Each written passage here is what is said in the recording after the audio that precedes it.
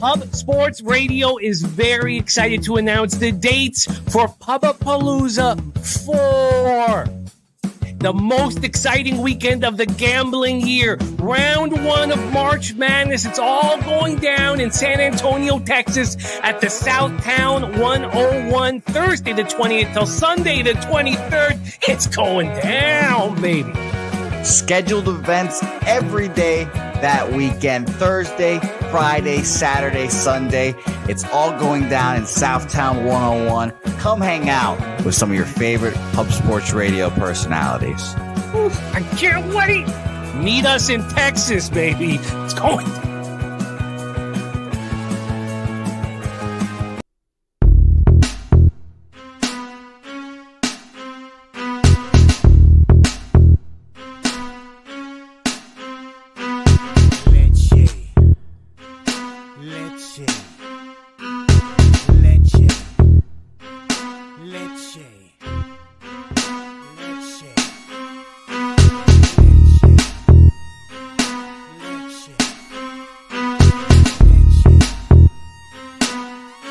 Introducing PubCoin.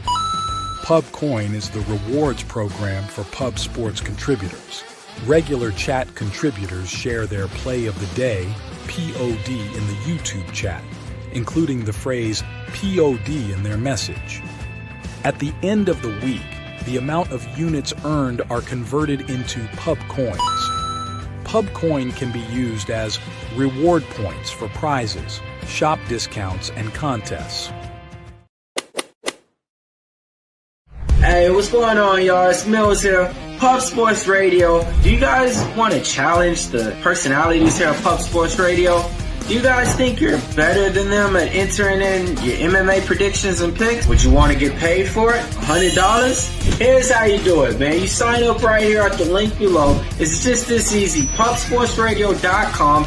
Enter your email. Pick your weekly picks. That's it. Oh, and you get bonus points if you can predict how they're going to win in what round. Every single week, a new winner's getting crowned. So every Saturday on Pub Sports Radio. So come on and check us out. You can win $100 just for signing up. Only thing you need to do is see if you can beat us here at Pub Sports Radio by entering your UFC predictions and picks weekly. Do it. I dare you. See you guys soon.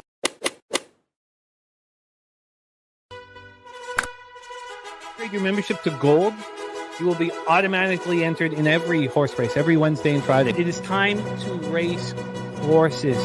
We are racing camels today. Shout out to the gold members. We're racing in San Antonio immediately here. And we're off. 2 minutes, 74 canals on this racetrack. It's wide.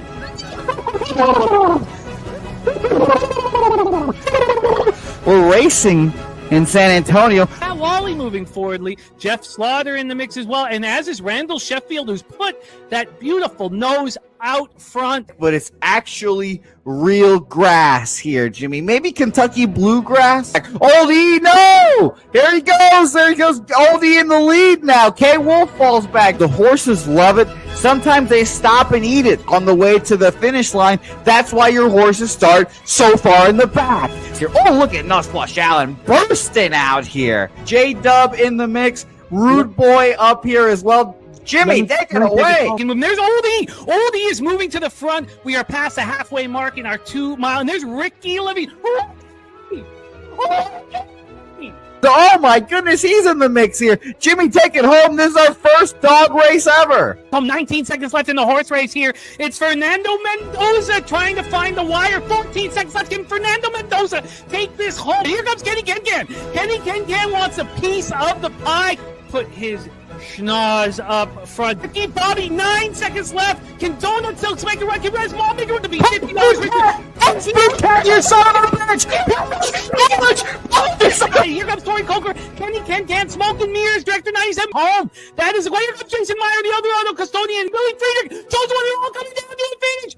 Coin!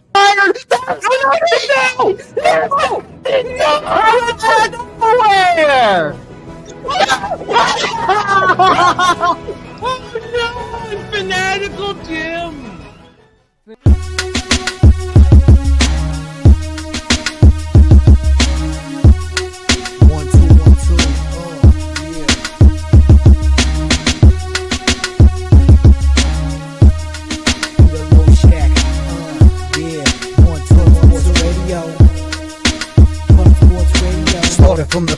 the low shack. Legendary sports handicapper, more dapper than a Dom. For the young phenom, known as Jimmy, who declared one day that the bag was here to stay. Information like a PSA, when we all PSR, Pub Sports Radio, bizarre.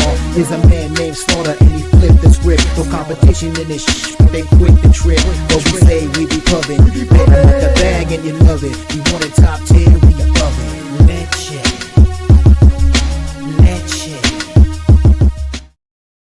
What's up, gamblers, cappers, punters, hustlers, low baggers? Happy Friday, January 17th to all of you. Thank you for watching Betting with the Bag right here on Pub Sports Radio. We have a banger today. Ooh-wee. Going to cap these two NHL games with you. Then we have C-Mac joining us for NCAA basketball. Last Friday, he gave us Wagner plus 11. I rode with him. Wagner won outright.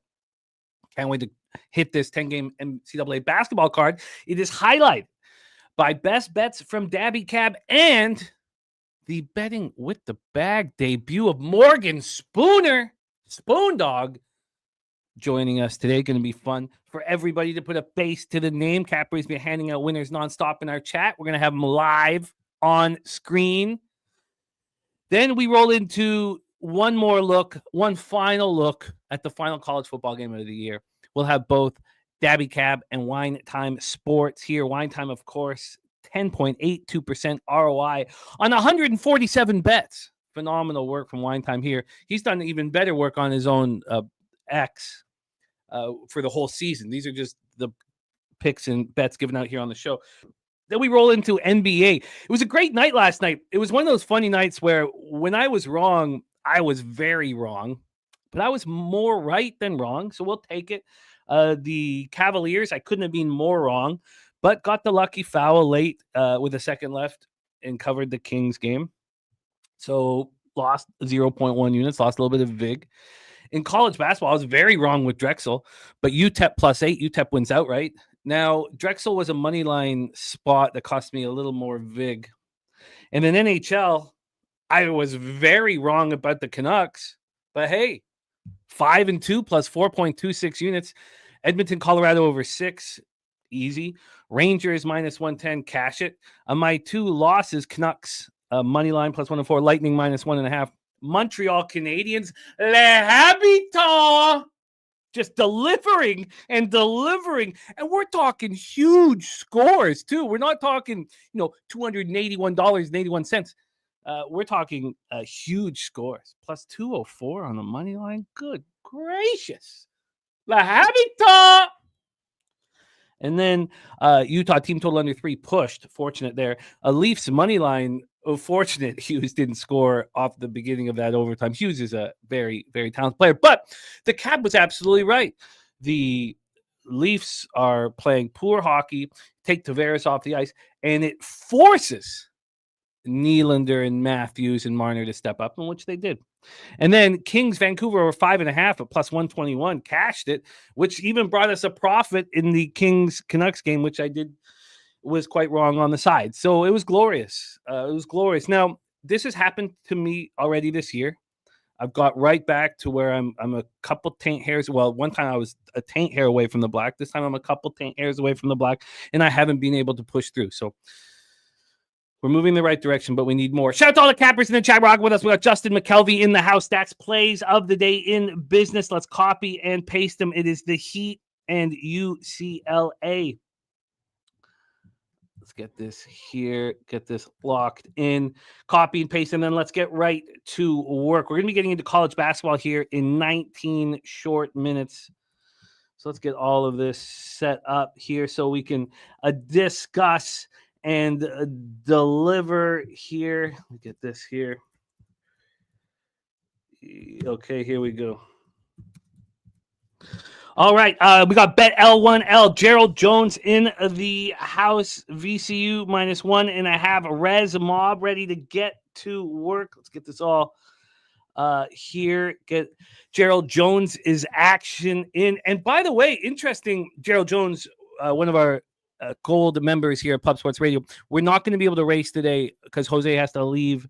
So I will be producing the last 2/3 of the show. So we'll have a $100 race on Thursday. But Gerald Jones, who won free entry into our confidence pool, can you believe I've never seen this. Straight up, there's 36 of us, I think, in the pool. Not one person straight up swept. Crazy. I couldn't believe it. Couldn't believe it. And if I hadn't moved the Buccaneers from a 4 confidence to a 7, I'd be right in range to win this thing. But the 7 hurt me. But everybody's still alive because nobody swept. Nobody swept. There's Spoons Bets in the house, ready to rock with us. Nathan Bear says Rangers came in clutch last night. We got Nasty Nate with Celtics and the Friars. Res Mob ready to get to work. Serious business. Kongs, clips, rants like in the over in the Celtics game. There's Kelly McInnes ready to go. Rod Zawacki in the house. He nailed the Kings game. Still, I was very wrong. You know, it's that happens sometimes, but still made a profit on that game with that over 5.5 at plus money. Rod Zawacki, great to have Rod Zawacki rocking with us. Swiggy ready to go. Says any issues with the confidence pool, let me know. Rod Zawacki says thanks, Zach Kings. No doubt. Yeah, it was a little touch and go. They were up 114. What was it? 113, 104, 114, 103. And I was like, okay, now we can relax. No relaxing, of course. North Ender off a huge night. 3-0 Habs, Rangers, Sacramento Kings, Philly Eagle, Flyer. Gerald Jones says, shout out Jimmy. Tail Montreal. That was fun. I mean, look at Bobano. He had 2 plus 200 money lines and cashed them both. Wings and Habs. Look, you know, it's been tough seeing our records up there. The only thing that we can actually promise you, you know, probably a lot of fake ass MCs in this industry, is honesty. Honesty with our records. No bullshit. No selling you anything. We just want to be the best gamblers we can be and win with you. And we want our unit sizes to go up. So it was a huge day for Bobano too. One he needed for his record and one I needed as well. I'm excited to it shows the character. I mean, we saw the character in Troy Torrance, how he climbed out of the 25-unit hole in NFL this year. It shows character. Shows character. Nathan Bear had Habs in regulation. I love it. North End says Habs are the best team in the NHL last 3 days. Look, it's good for the sport. It is good for the sport. Bet L1L saying shout out Houston, Nutflush Allen, Andrew G, the Skunt Blaster. And I'm not gonna ever be on the other side of your max bets. I mean, that's all I was thinking. I was like, what was I doing? What was I doing? Okay, there's wine time in the house. Rod's wacky Vegas money line 5-1 as a dog in the last 6. That one loss was a shootout. That's a very interesting hockey game. I can't wait to talk about it. We're just about to get into it. I can't wait to talk about it. I have an issue with fading certain teams. That is just a vividness bias. And they're just really 2 teams, the Carolina Hurricanes and the Dallas Stars. I got over my Dallas fear with La Habita. Ken Mizrahi, Fat Wally, of course. I can't wait to see you at Pub 4, man. Yellow Jesus in action, blessing our action. I love it. A 3-team parlay last night. Leafs, Flyers, Montreal. Ooh, Yellow Jesus. That must have cashed heavy. We got Daniel Reyes in the house. Great to see all of you guys. Let's get to work. Let's get right into NHL. Look, I don't want to, no patting myself on the back for being down 3 units in NHL, but we're moving in the right direction, and it means everything to me. That means everything in my bankroll. Also, last night, you guys know that Friday's in and out day with my local. So I'm still waiting for the cash to be sent to me, but it feels good. Super true story in the house. All right, let's get to work here. And Kelly McInnes blessing our action here, with the $20 dono from Kelly McInnes. I love it. I love it. Nutflush, that's not even my high voice. If you, I can sing like Kate Bush. Now, most of the young cappers in the chat don't know who Kate Bush is. I'm sure Jose doesn't know who Kate Bush is. Jose, do you know who Kate Bush is? Let's hear the voice of God. Nope. Don't give up. You've got too much to live for. All right, let's get to work here in NHL right now. We start 7 p.m. Eastern. Pittsburgh Penguins 18-20, 18-20-8, 6-10-5 on the road at the Buffalo Sabres, 17-22-5, 9-11-3 at home. We're at KeyBank Center in Buffalo, New York. We got Alex Nedeljkovic Needles. I don't trust him. Look, it's a professional day up here. We have kids playing here. Alex Nedeljkovic would not be allowed within 100 yards of our house. UP Luokinen on the other side, 14-13-4, 2.99 goals against average, 898 save percentage, 2 shutouts. Luokinen at times looks like an elite goaltender. At times. But his numbers don't tell that story. Pittsburgh, 25.6% on the power play, 79.2% penalty killing. Buffalo, 17.6% power play, 78.8% penalty killing. Let's get into the line history. This is the only game I've moved on at this point. Interesting to hear, Rod, on Vegas. I mean, the number sure is appealing, but we're going to break these games down. We're going to get into college basketball here in 13 minutes. Now, I thought that the market would tell the story in this hockey game. And it has. The market is telling us that Pittsburgh is live on the road against Buffalo. They opened up at plus 111. They're now plus 114. There was an initial move towards the Buffalo Sabres. It is concerning. If there was 10 or 12 games on this card, I think Pittsburgh's a bad hockey team, but I have not picked the right times to fade them for whatever reason this year, and I may be falling for that again. From a total side of things, we have a 6. It's minus 116 to the over. This has come down from 6.5, so we have a move towards the under. Let's get into the angles here for this one. Pittsburgh comes in off their third straight loss, 4-2 at home to the Kraken on Tuesday. Crosby's doing the best he can, but this is a really weak hockey team, and there's one person to blame, and that's Kyle Dubas. I guess there's more than that. I mean, Rutherford had to leave Pittsburgh because they wouldn't let him move the big three, so maybe it's ownership that has to be blamed. But Dubas is a little boy manager. Crosby's doing the best he can. 12 goals, 36 assists, 48 points in 46 games played, but he's a minus 17. I went on his DB today to see, what other years has he been a minus. In that rookie year when he was 18 years old and put up 102 points, he was a minus 1. And then in 2019-20, he was a minus 8. Every other year, he was a plus player.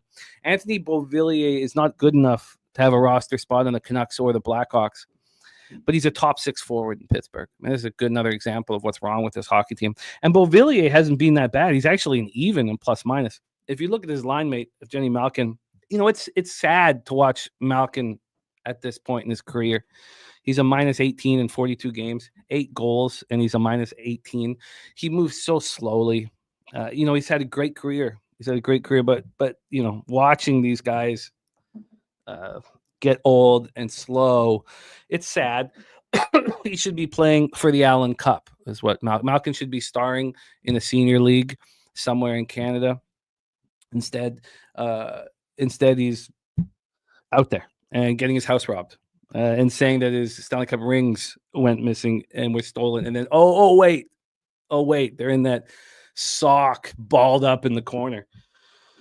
Sabres coming off their third win in 4 games, 4-2 at home over the Hurricanes on Wednesday. So situationally, is this the perfect spot for the Sabres? No, because you have a very very angry Penguins hockey team that's been struggling, that's been losing, that's lost 3 straight. So it's not the perfect spot. But the Sabres have been playing very good hockey. This is the final game of a 3-game homestand. They don't play again until Monday in Seattle. We're going to see that in the NBA and NHL tonight. There's a lot of teams that aren't playing Saturday, Sunday, and going to be partying tonight. Alex Tuch has really turned into an excellent two-way player in front of our eyes. 14 goals, 18 assists, 32 points in 44 games played. He leads the team with a plus 15. To put that into perspective, Dylan Cousins and Jack Quinn are combined minus 30, while Alex Tuch is a plus 15. Alex Tuch has scored 3 shorthanded goals. This is a good hockey team. Jason Zucker has been much better than I expected. He leads the team with 8 power play goals. Zucker wasn't good enough to make this Penguins hockey team, but he has scored 8 power play goals here. Rod Zawacki says, bet against Lindy Ruff after playing 2 consecutive home games. Ruff's record as coach of Buffalo is 1-10. There are angles that work against us, but let's just look at what Buffalo has done this year. So Buffalo lost 13 straight hockey games. A lot of them came with Rasmus Dahlin out of the lineup. So they lose 13 straight games. Since then, they've been playing very good hockey. Now they're 6-4. Really, they're 6-3-1. But looking at this, they beat up the New York Islanders. They beat Chicago at home. They outscored those teams 13-3. Then they beat St. Louis in St. Louis. So then they go on a road trip, and it's a very tough road trip. They lose 4-2 at Dallas. They were in that game. They lose 6-5 in overtime at Colorado. They played excellent, but their goaltending let them down. They lose 3-1 at Vegas. 3 very tough teams, and they were in all those games. They come home. They beat Washington in a shootout. Well, you see Washington number 1 power rankings. They shut out Ottawa in Ottawa 4-0. And then they lose badly 6-2 at home, versus Seattle. So speaking of which, then, just after playing 2 consecutive home games. So they lose badly, badly 6-2 in Seattle. But then they come back and they beat Carolina, who's been playing very questionable 4-2. The market is very indicative with how the Penguins play. I would prefer this line of being minus 150. If this was minus 150, plus, I guess it would be like a plus 130 on the minus 1.5. What would we got? If it was minus 150 on the money line, we'd probably get a puck line of plus 160. Maybe it'd be like it'd probably be that. Probably be minus 150 on the money line, plus 160 on the puck line. I would rather have that because then the market would be indicating that the Sabres are ready to go. And I also was curious to see what the cash flow was in this one. We have 69% of the tickets and 63% of the cash on the Buffalo Sabres. That makes me feel a little better. But I'm kind of nervous about that. Shout out to our guy Salty Pete in the house, Harbor Acres Cottages. It was so much fun rocking with Harbor Acres Cottages. They put so much cash into our bonus pool for perfect weeks, which is being paying out now. We have a limit with what we're allowed to pay out on PayPal, so it's being paid out now. But shout out to our guy Salty Pete in the house. So look, I'm on the Sabres -1 at plus 121. I just think they're a better hockey team. They're going up. Penguins are going down. Now, it is not the perfect spot just because the Sabres are coming off of a win and the Penguins have lost 3 straight. The Penguins have an extra day of rest. Look, it's not perfect. Nasty Nate said he had a perfect week. Really? I thought I went through it and nobody did. Okay, God damn. So then you, maybe not ranked in first, but you would be in first. Let's just go to our confidence pool right now because we're going to be moving on to game 2 here in NHL. Let's get over to this confidence pool. Really? You had a perfect week? Good God. Let's go to Nasty Nate right now. Nasty. No, he didn't. Not even. Okay, Nate, come on. You lost with the Chargers. You lost with the Buccaneers. You lost with the Vikings. Okay. In the Harbor one. Okay. All right. Okay. Sorry. Let's get back to work here. So I'm on the Sabres -1 at plus 121. Let's move on to game 2 here, and then we get into college basketball in 5 minutes. We have 7 p.m. Eastern, the Vegas Golden Knights 29-12-3, 11-6-3 on the road. The Carolina Hurricanes 26-16-3, 17-5-1 at home at the Lenovo Center in Raleigh, North Carolina. Shout out to Barry Roselle in the house. Barry, the Habs, man. Barry rocked with us when we moved on the over 81.5 points and the Habs to make the playoffs at plus 600. I know Wager Detective moved yesterday at plus 480, which is better than it would be now. And, of course, Slatsy at plus 1,400. Plus 1,400, Slatsy.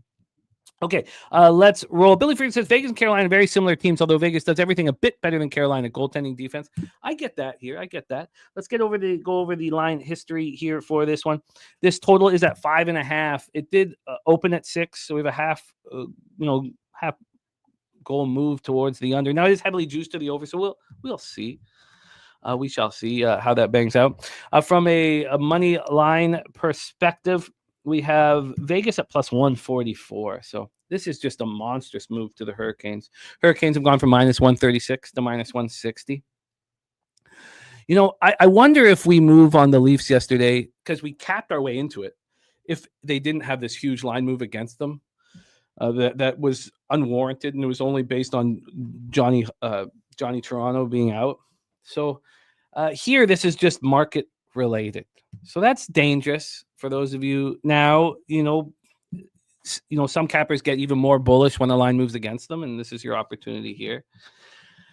We have Aiden Hill, 18-7-2, 2.54 goals against average, 904 save percentage, 2 shutouts, being very average this year. Peter Kochekov, 16-9-2, 2.54 goals against average, 901 save percentage, 1 shutout. I guess just because we've seen Aiden Hill shine in the playoffs, we had higher expectations for him than we had for Kochekov, but both goalies have been average. Vegas power play at 26.2%, penalty killing at 78%. Carolina power play at 22.3%, penalty killing 85.1%. I find this situation extremely difficult two good teams coming off losses. I've always found it difficult. Both squads are playing underwhelming hockey. Vegas comes in off their third loss in 4 games, 5-3 at Nashville on Tuesday. I think that they may have overvalued Thomas Hertl. Maybe the knee injuries to Hertl have slowed him down. He's a team worst -9. He may not even be good enough to lead the second line. In fact, if you look at the way the Knights have been playing last year with Chandler Stevenson centering that second line, I know they picked up Hertl at the trade deadline. He was hurt most of that second half of the year. He didn't really get to play till the playoffs, but they were better, with Chandler Stevenson there, not Thomas Hertl. So he's a -9. So, how we put it in perspective when we compared Tuck to what was happening with like Jack Quinn and Dylan Cousins, you can do the same thing here. Thomas Hertl is a -9. Jack Eichel and Mark Stone are combined +44. It's a huge difference. And Nicholas Waugh has not taken the next step they were hoping for. I think when they got rid of Chandler Stevenson, that they believed, Nicholas Waugh is coming up and he's going to become the next Chandler Stevenson. That's not the case. Hurricanes coming off their second straight loss, 4-2 at the Sabres on Wednesday. It's hard to believe that Sebastian Aho, Martin Necas, Andrei Svechnikov, and Seth Jarvis are all minus hockey players 5-on-5. It's possible that we've overvalued some of these guys. Svechnikov has 17 points this season, 5-on-5. Is that elite? This defense is the problem with the Hurricanes, is they've taken a clear step back without Brady Shea and Brett Pesce. I mean, Brady Shea led their defensemen in scoring last year, and Pesce's a rock back there. Both gone. I see what Rod Zawacki's saying. Vegas money line, 5-1 is a dog last 6, and that one loss was in a shootout. I get it. The market is indicating that Carolina is the right side. The market's also indicating that Pittsburgh might be the right side. I'm comfortable going up against the market. I'm comfortable going up against a situation with the Buffalo Sabres, whom I believe are a better team. What I'm not comfortable with is doing the same thing with Vegas against Carolina. And again, that is my vividness bias. Billy Friedrich saying Svechnikov not playing up to his contract for sure.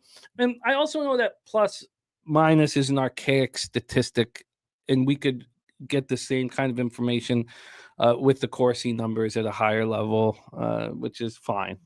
But it is a sign that they're just not delivering goals, even though we have better ways to calculate that now. Northander called these Canes frauds for years. One year I moved. I think actually 2 of the last 5 or 6 years I've had futures on them. They're just maybe Aho, and I had Necas in the hockey pool last year. He did nothing. Now he's in the contract year and he's a monster, but he was only a monster for 25, 30 games. So that's that. I just want to let you know that I'm going to be on the Pittsburgh Penguins tonight. Well, good luck. I think that you were reading the market correctly. I mean, I had some issues with the Pacers Pistons read from yesterday. Yep. I think you're reading it. I think you're reading it correctly. I think this makes sense. And to jump on the show just to say that you're on the other side of me is a little ballsy. I just wanted to let you know. I needed to tell you this. So sure. I think the market is indicating that Pittsburgh is very live here off of 3 straight losses. And there's 2 teams that I've not handled appropriately, Pittsburgh and Toronto. Last night back in Toronto, I've been getting crushed in Maple Leafs games. So that was, and so I think that when I have a call on a Pittsburgh Penguins spot, that you can have confidence, being on the other side of me. So I get it. This move back is indicative that the Penguins are live, and I'll be sending you messages throughout the evening. Okay, I wish you luck. All right, you too. That is NHL for Friday, January 17th. We now move into college basketball, and we have a beauty card. We have 10 games on the schedule, so we can take our time and hammer them. We have our expert who will be for all the games, and we have 2 experts joining us. I can't wait to rock with this one.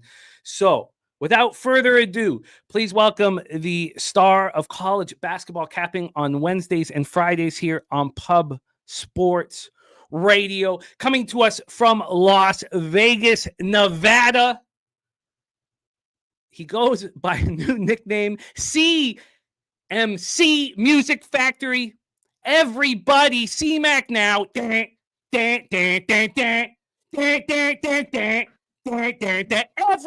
C-Mac now. C-Mac, what's happening, man? I gotta work. I'll work on. I like it. It's a little rough, but I like it. I'll work on it. C-Mac gonna make you sweat. C-Mac, what's happening, man? How are you? I'm good. How are you? I am good. We have a good-looking 10-game college basketball card, and I'm ready to attack Wagner plus 11 that you gave out last Friday. Won outright. Yeah, but UCLA understung a little bit by a point. Hurt late. Yes, hurt late. But that was still a spectacular look here. Let me move over to college basketball, and let's get right to work here. Let me get this set up. How was your day yesterday in college basketball? It was pretty good. Last couple of days have been solid. We went 2-1 on here Wednesday. Yeah, 2-1 Wednesday. Yeah. Yeah, and yesterday was pretty good as well. So I wish I was on Oregon State. Didn't take them. No. Slats. He says, the system clip from Kate Bush to CNC Music Factory. Gravy Bet's now a member of Weeby Pubbin. We've had a good vibe here from the chat to get us started. Big thank you to Kelly McInnes, Barry Roselle for the donos, and Gravy Bet's now a member of Weeby Pubbin. And if you want to be a gold member, we have a $100 race next Thursday. Let me get over to the cash flow here, and let's. Is there a race today? Or no? No, we can't do a race today because I'm going to be producing the show here in about 30 minutes. I only have Jose for another 30 minutes. So let's roll. We start 6 p.m. Eastern. We have the Ohio Bobcats 10-6, 4-0 in the MAC. At the Akron Zips 11-5, 4-0 in the MAC. So 2 undefeated teams in the MAC. James A. Rhodes Arena in Akron, Ohio. We do not. God, again, we have very little cash flow information. Huh. Wow, that is unexpected. So we had this yesterday, which does make things a little more difficult. The information was coming out slowly throughout the day. We only have info on the total here, and there's 4,000 tickets in. We should have more info, but 52% of the tickets, 53% of the cash on the over in this one. And we have these teams absolutely rolling. Both teams played on Tuesday. Akron at home faced Toledo. Took care of business 85-78. Akron was 7.5-point favorites at closing line, so they didn't cover by a half point. And they were down 42-30 at halftime. They really stepped up in the second half and took over that game. They had scored 105 points at Eastern Michigan on Saturday. Both these teams played on Tuesday as well. Ohio beat Ball State 86-71 at home, covering as 8.5-point favorites. Ohio 54.8% from the field. Take it away for us here. Oh, and I didn't go through, the side, the spread here. We have Akron right now is -1.5. We have a move towards the Bobcats. And a big one. This opened up with Akron -2.5. Akron got up to -3.5 at 9:15. Then it came back to 2.5, but then it jumped back up to 3. And the Akron backers could feel good. Now it's down to 1.5. So we have a full point move towards the Bobcats. U-shaped movement and no help on the total. Roger Wacky says, bet against Jeff Bulls off 2 consecutive home wins by 10 points or more. Bulls record as coach of Ohio 1-12 against the spread. Billy Friedrich says, lay it with Akron. And Billy Friedrich saying, is Ohio still winless on the road against the spread? Take it away for a CMAC. Bobcats Zips in Akron, Ohio. Yeah, they are still on the road. And their last 2 wins on the road for Ohio. When I think people look at this game, these teams are pretty even. People want to jump and grab these points with Ohio, and this game could be really tight. So that might be, as we see, this has moved just within 20 minutes, 2.5 down to 1.5. Literally, as I was watching this in the back. But Ohio just isn't the same team on the road. Both these teams play at a quick pace. They've both been great to the over. 9-4. 10-4, we got a high total. There should be plenty of points. Ohio, it's right around 45. Akron's in the top 30. They both shoot a ton of threes, and Akron even more. I mean, they make 11, which is 5th in the country, shoot 32 a game. So I think who's ever hot here shooting it in this game comes through. And I think it's Akron here, who's 8-0 at home. And consistently they've won these games at home against Ohio. So when I look at this, has come down to 1.5. I don't love all this kind of movement, but I don't think Ohio, I'll dare them to go and win on the road, basically. Now they're at 1.5. This was the lean for me that I wanted to sit with this game today. I do have a couple bets, but this was my closest one. I think it's Akron or nothing in this game.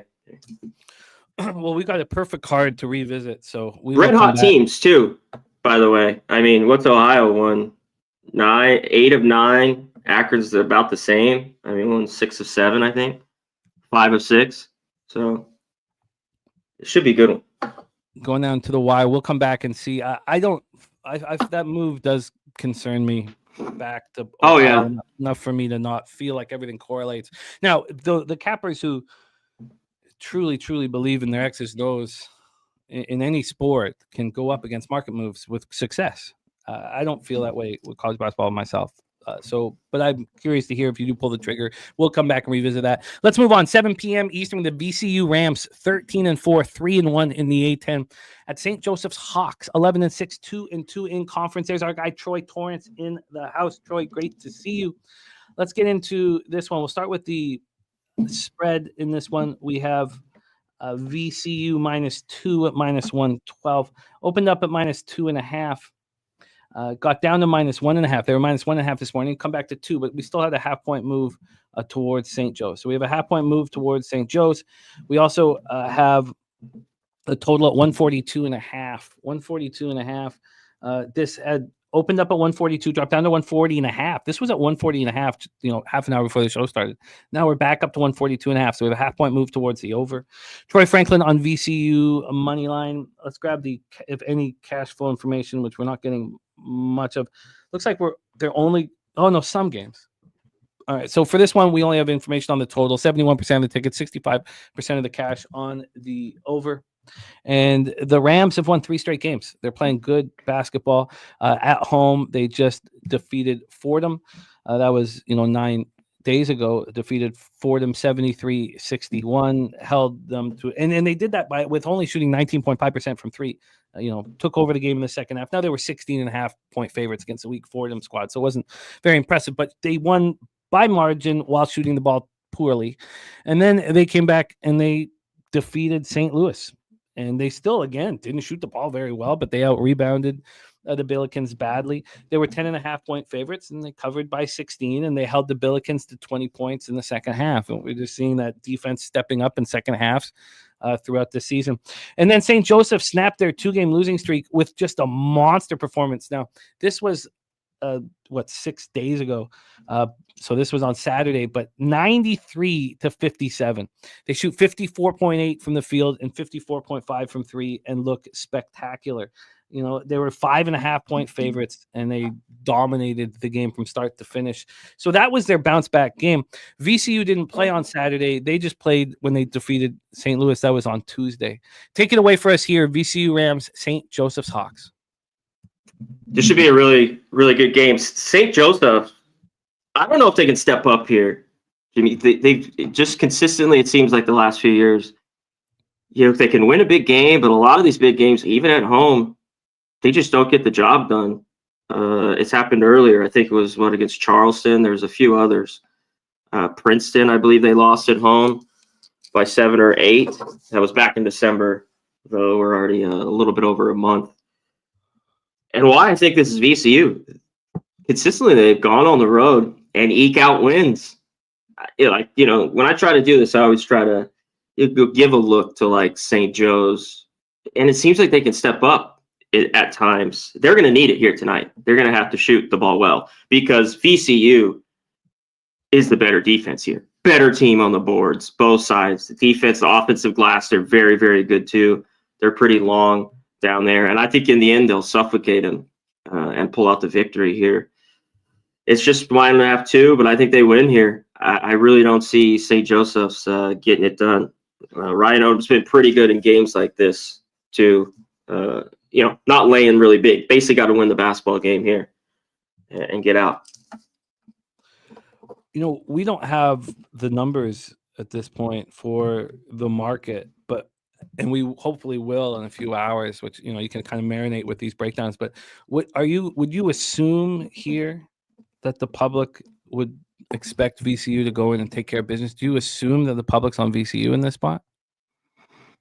Yeah, but I don't think it's going to be crazy here with the splits. I'm curious to see what they are. We have the half point. I don't think it's St. Joseph's. Where are you waiting on action here? Yeah. Rod Zwacky is 68-63. Says he likes the under here. Says VCU defensively solid here. My dude, never a need to apologize, man. We know you win more than you lose, man. It just happens. It's just how the game works, man. Don't ever, no need to apologize. Let's roll in to our next spot on the board, and it is a big one. And we are being joined by our second guest of the program here for this one. So we have a big one. 7 p.m. Eastern, the Providence Friars 9-9, 3-4 in the Big East at the Villanova Wildcats 11-7, 4-3 in the Big East. We're in Finneran Pavilion in Villanova, Pennsylvania. Waiting for our next guest is now ready to rock and roll. So we have a three-headed monster here for a few of these games. This is our first three-headed monster spot. Please welcome the star of the starting five every Saturday, as well as Medicate Mondays every Monday, our friend Daby Cab for this breakdown. Daby, how are you? Good, man. Got a little good weed, some money. That's all we need. Man. That's all we need. So let's get that cash today. Let's do exactly that. We just have the respect play of the day in. It is DePaul Blue Demons at +5. So we'll be talking about that one here shortly. But we got Daby Cab and Conor Mac for our next breakdown. Let's get into it. First off, we'll start with the spread. Villanova -8.5. They opened up at 7.5. We have a 1-point move towards Villanova. Just seeing the 8 makes me think of Memphis yesterday, and I thank you guys all for getting me off of betting Memphis. That was very, very, very helpful. You guys getting me off of that one. This 141.5 down to 140.5. In fact, I was even thinking, because you guys helped me very, very much. Let's see if we get any cash flow information here in this one, and we do finally. Okay, so on the spread, 29% of the tickets and 34% of the cash on Providence. We've seen this 1-point move towards Villanova. 65% of the tickets and 61% of cash on the over. Providence coming off that 84-64 loss at Creighton, and that was just on Tuesday. A very ugly loss. Snapped their 2-game winning streak. They shot horrifically, 38.2 from the field and 20% from 3. They were 8.5 dogs in that one, and they lose by 24. Very, very ugly performance. When we get over to the Wildcats, we have Villanova off 2 straight losses on the road. An angry, angry group. They lose to St. John's 80-68, and that was on Saturday. And then on Tuesday, they lose at Xavier 69-63. So you have 2 teams coming off of losses, 2 angry teams. Villanova was 2.5-point dogs, and they were up 32-24 at the break and buckled down the stretch, losing to the Musketeers. Daby Cab joining us. Let's hear from you. Providence, Friars, Villanova, Wildcats, your plan of action. Yeah, I tell you what, I don't want to say I like this Villanova team sitting at 11-7. I like Dixon and I like Poplar. I like betting their props. So I don't like this Villanova team. I don't think they're necessarily a great basketball team, but I think there's value in Poplar and Dixon in certain games. And this is one of those games with Poplar. I took his point prop here. It's at 16.5. Or let me double check that. I might have got 15.5. Let me see what I bet. Yeah, I got 15.5. Excuse me. I took his point prop over 15.5. And you look at his last 10 games, Jimmy. He's covered this game in 7 of those 10 games. And one of the 2 games that he didn't cover it, he still had 14 points. He was a bucket off, right? Now, there was that stinker like way back on December 17th where he only put up 3 points. But I'll go over that again. In the last 10 games, going back all the way to December 3rd against Cincinnati, Poplar has hit this prop 7 out of the 10 games. And this is a situation coming off a loss where, man, he's got to be that guy. Him and Dixon got to be the facilitators in this game. I mean, They're their big point scorers here. And I do kind of like Villanova. I just think it's a bit much at 8.5. You gave me 4.5. I'd probably bet Villanova here. But at 8.5, it's a bit much for me. So I decided to go with the Poplar prop. Another angle that I like, and I'm probably not going to make it official, but I like to put his threes just over 1.5 threes, which is kind of like minus 150. And then you put Villanova on the money line and you get plus money for it. But as far as official bets go, I just want to go with Poplar over 15.5 points. And I got minus 105. Huga Poplar over 15.5 points at minus 105 for Daby Cab and Providence Villanova. C-Mac, how are you attacking this one? Yeah, I think Providence, though, does play better than the ass kicking they just had. One thing with Creighton that's Villanova can do, too, is they shoot the ball well and the three. We'll get to it in just a second. I mean, Providence was awful, 4 for 20, only 38% from the field. And Creighton was good. I think they shot 44%. They were hitting threes all game long during that game. But we saw Providence, right before that, take UConn. They barely lost in that game. They went on the road, beat DePaul. So I think this, I don't know if you just want to go run and fade them again after that ass kicking, even though it's back-to-back road games. I'm going to hit the prop here. I'm going to roll with you here, Cab, but I'm going to go Dixon. I'm going to take his threes over 2.5. I got plus money on it, plus 105. I mean, he's been money. He's the last 7 of 10 have been good. They're off back-to-back losses. I mean, he's number one scorer in the country. He's got to be the guy. And it seems like he's going to shoot at least 8 a game. And the 2.5 plus money, I think, is a solid look. I'm going to bet that as well. I mean, I'm not going to just take C-Mac's bet and say make it official on the show, but I'm just letting you know I'm betting as well. I like that a lot. No, I feel you. That's what this show's all about, man. Figuring out the best angles and then betting them, Eric Dixon over. People who like parlays take Poplar over 1.5, Dixon over 2.5, and then Villanova on the money line. You're looking at a big plus money bet that I think has a very good chance of hitting. I like it. Troy Torrance thinks the way to look on this one is to wait to get Nova on a better number live. Salty Pete Dixon over 25.5 points plus 2 threes is a 2-leg parlay at plus 105, which is because then you're because I get it because then you're getting it's a really over 1.5 threes. So I get it, cutting 3 off of that to still get the same number. C-Mac, I get that. Super true story looking at Dixon over points. Rogue Energy saying Nova by 12. A Peaceful Looter says, how's Villanova? Okay, sorry. Let's get we also have best bets in here from our guy Ron Crawford. Kripke saying Nova should cover as well. Let me get Ron's action here copied and pasted. Troy saying Villanova offense is so efficient at the house. Ron Crawford also on Youngstown State. We'll be talking that game. And that might just be my other bet. I'm excited because that is also the debut game for Morgan Spooner as well. Beautiful.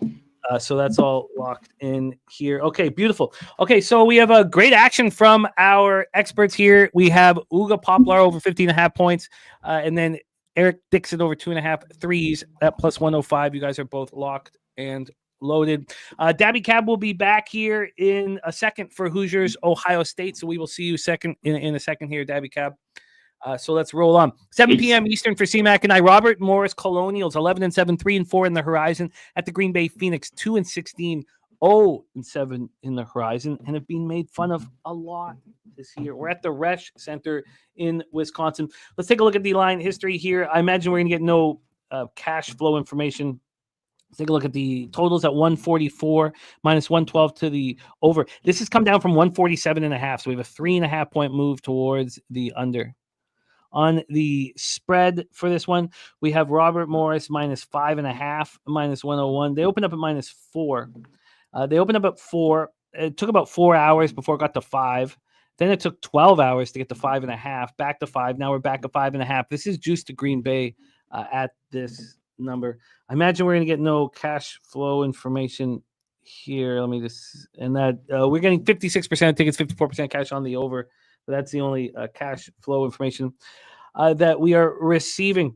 So let's just take a quick look at the rest situation, then hand it over to CMAC. The Colonials played on Sunday. Green Bay played on Saturday.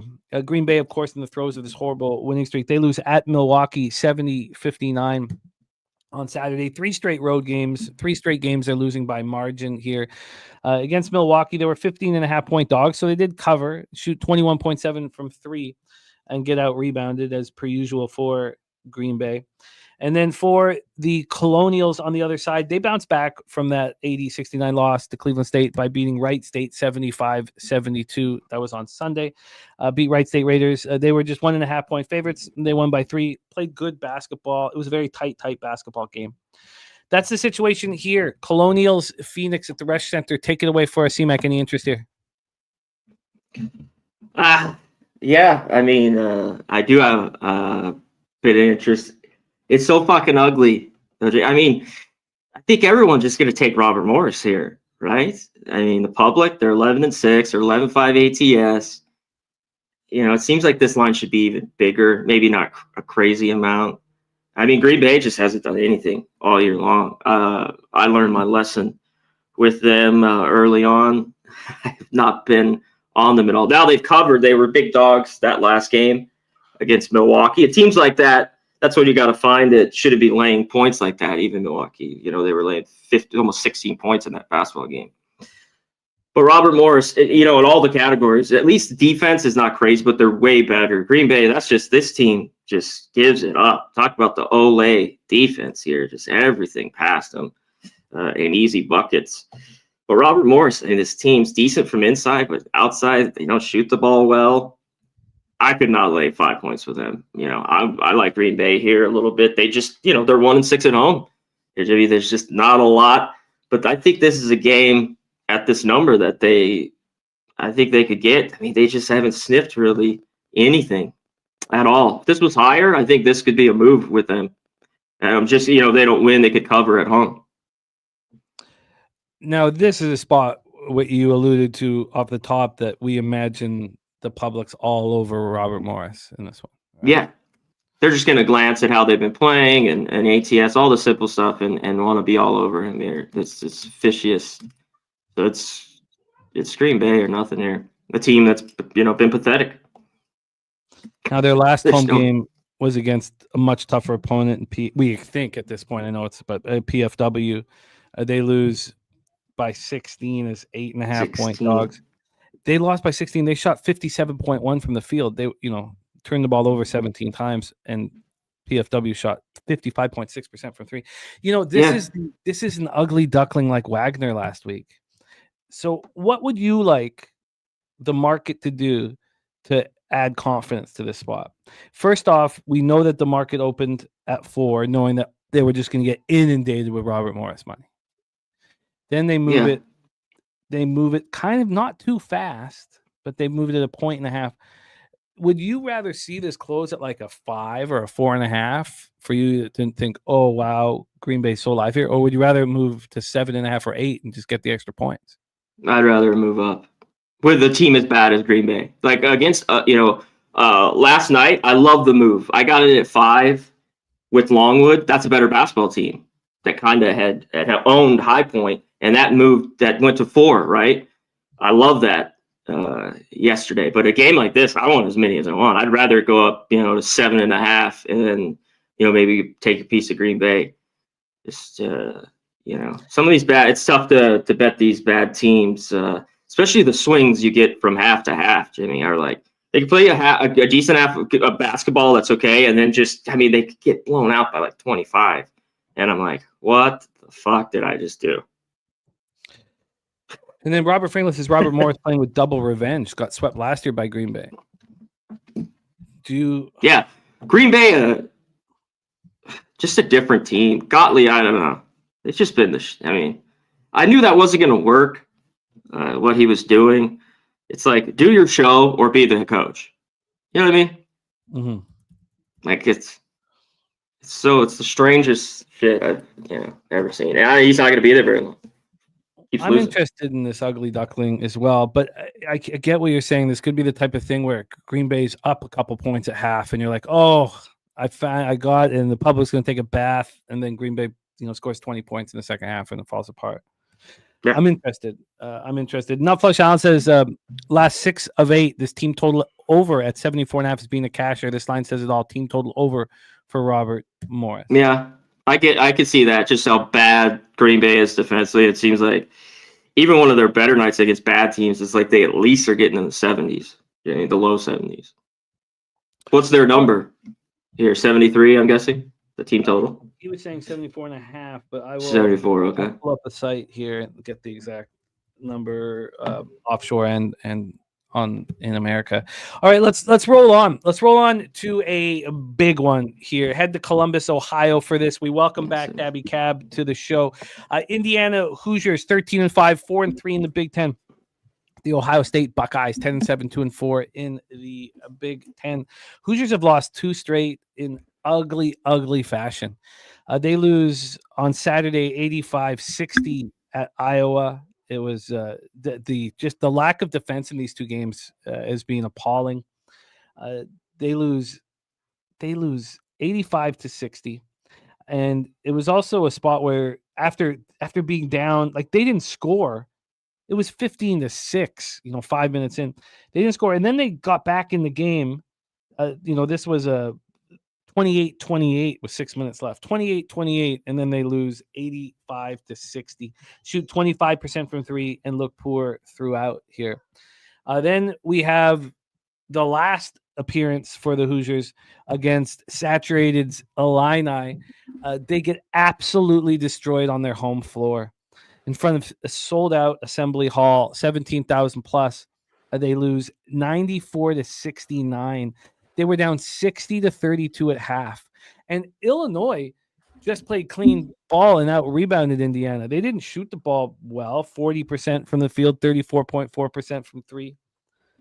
Indiana was 5.5-point dogs and just lose in appalling fashion. So how does will Indiana bounce back, and what is the expectation of them? And then you have Ohio State. Now it's not nearly as ugly, losing at home to Oregon by 2 and then losing at Wisconsin by 2, but they have lost 3 of 4 games, and their only win was in double overtime at Minnesota. Now Minnesota got their first conference win last night, but Ohio State is an angry group. They're not sitting back very, very comfortable in this one. So let's take a look at the line history here and the cash flow. From a line history standpoint, we will get cash flow information. We have Ohio State minus 7.5. This line opened up at 7, got to 7.5 this morning, but that took 15 or 16 hours of it being available to get 7.5. Then it moved back to 6.5. This was at 6.5 30 minutes before the show started. Then it had that point jump to 7.5. Now this 7.5 is heavily juiced to the Hoosiers, so it's like basically a quarter point move there. From a total standpoint here, we have, let's get this total up. We have a 147.5 minus 113 to the over. This has come down from 148.5. So we have a 1 point move towards the under. And when we get to the cash flow here, we have it all on the spread. 34% of the tickets are on Ohio State, but 64% of the cash. And then you have 55 and 52 on the over.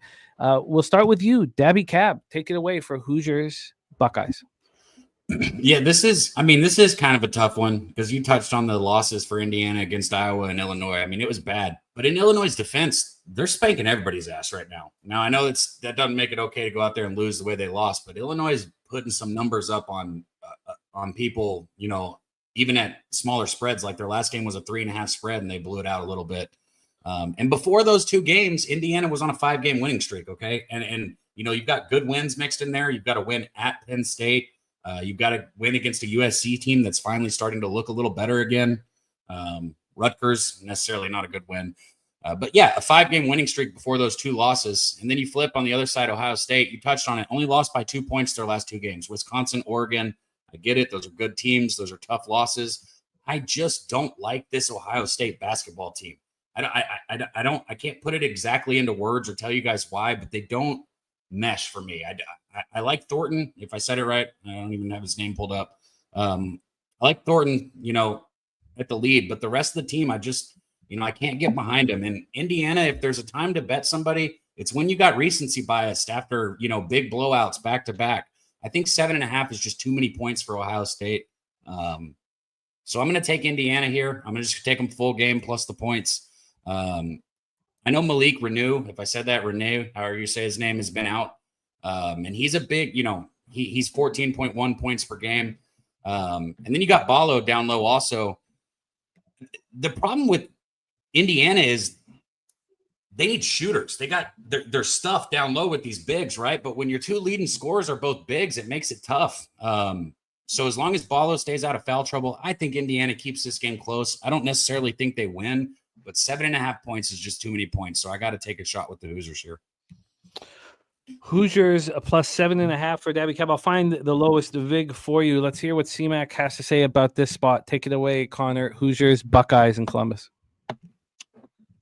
Yeah, I think it's a bit too many, too. I mean, you could kind of look at it both ways for me. That this is a good spot for Ohio State at home. But 7.5, and I don't know. I can't do it with this basketball team. I just don't think they do the little things at all. Where I'd want to lay that. Now, Indiana, just 1-2 so far, this year on the road. I think the wins were at Penn State and then a couple ass kickings. So, and they're off the back-to-back losses. So 2 teams one team tight losses in Ohio State, and Indiana just got lit up. 1 at home, 1 on the road. I think they can play better, but you're right, Kat. This team can't shoot. They have trouble. From long 2s and 3s, they've been really bad this year, right around the 300s. So it's tough to take for me. I lean Indiana, especially at the 7.5. They're just right now with Ohio State. I don't know, do you want to lay 7.5? I mean, I don't at all.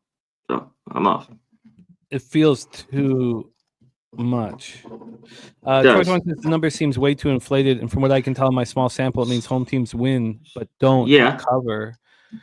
Kripke liking Indiana, Rogue Energy liking Indiana. Wine Time says tough game. He'd only take Ohio State. Rogue Energy saying who is Ohio State to be laying 7.5? So tempted to take. He's so tempted to take Indiana. And then Troy saying, for him, he would be looking at Indiana first half. Kenny Can leaning towards Indiana plus 7.5. It's an interesting spot. I just wish Ohio State was fat and happy. I wish they were coming off a nice win or a nice run, because then there would be no doubt about it. No doubt in my mind I would be on the Hoosiers, but I can understand that the Hoosiers are embarrassed. Ohio State, not as much. Ohio State, the consistency's just been, they just have these bad losses at home. They've had a few good wins. They had the good win on the road versus Kentucky. Just been, I don't know who we're going to get.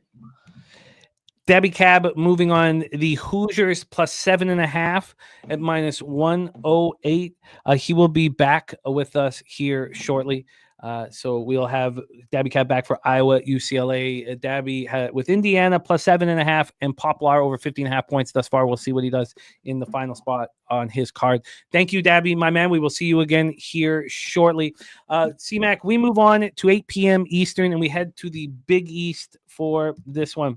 We've heard from our guy Rez Mob. Rez Mob is on DePaul plus 5. That's the respect play of the day. Blue Demons 9-9 without a win in the Big East. 0-7 at Georgetown. Hoyas 12-5, 3-3 in the Big East. We're at Capital One Arena in Washington D.C.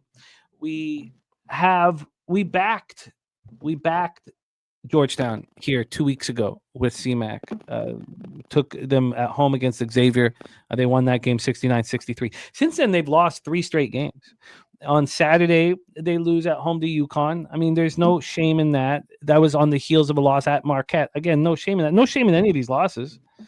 They lose 63-58 on Tuesday at St. John's.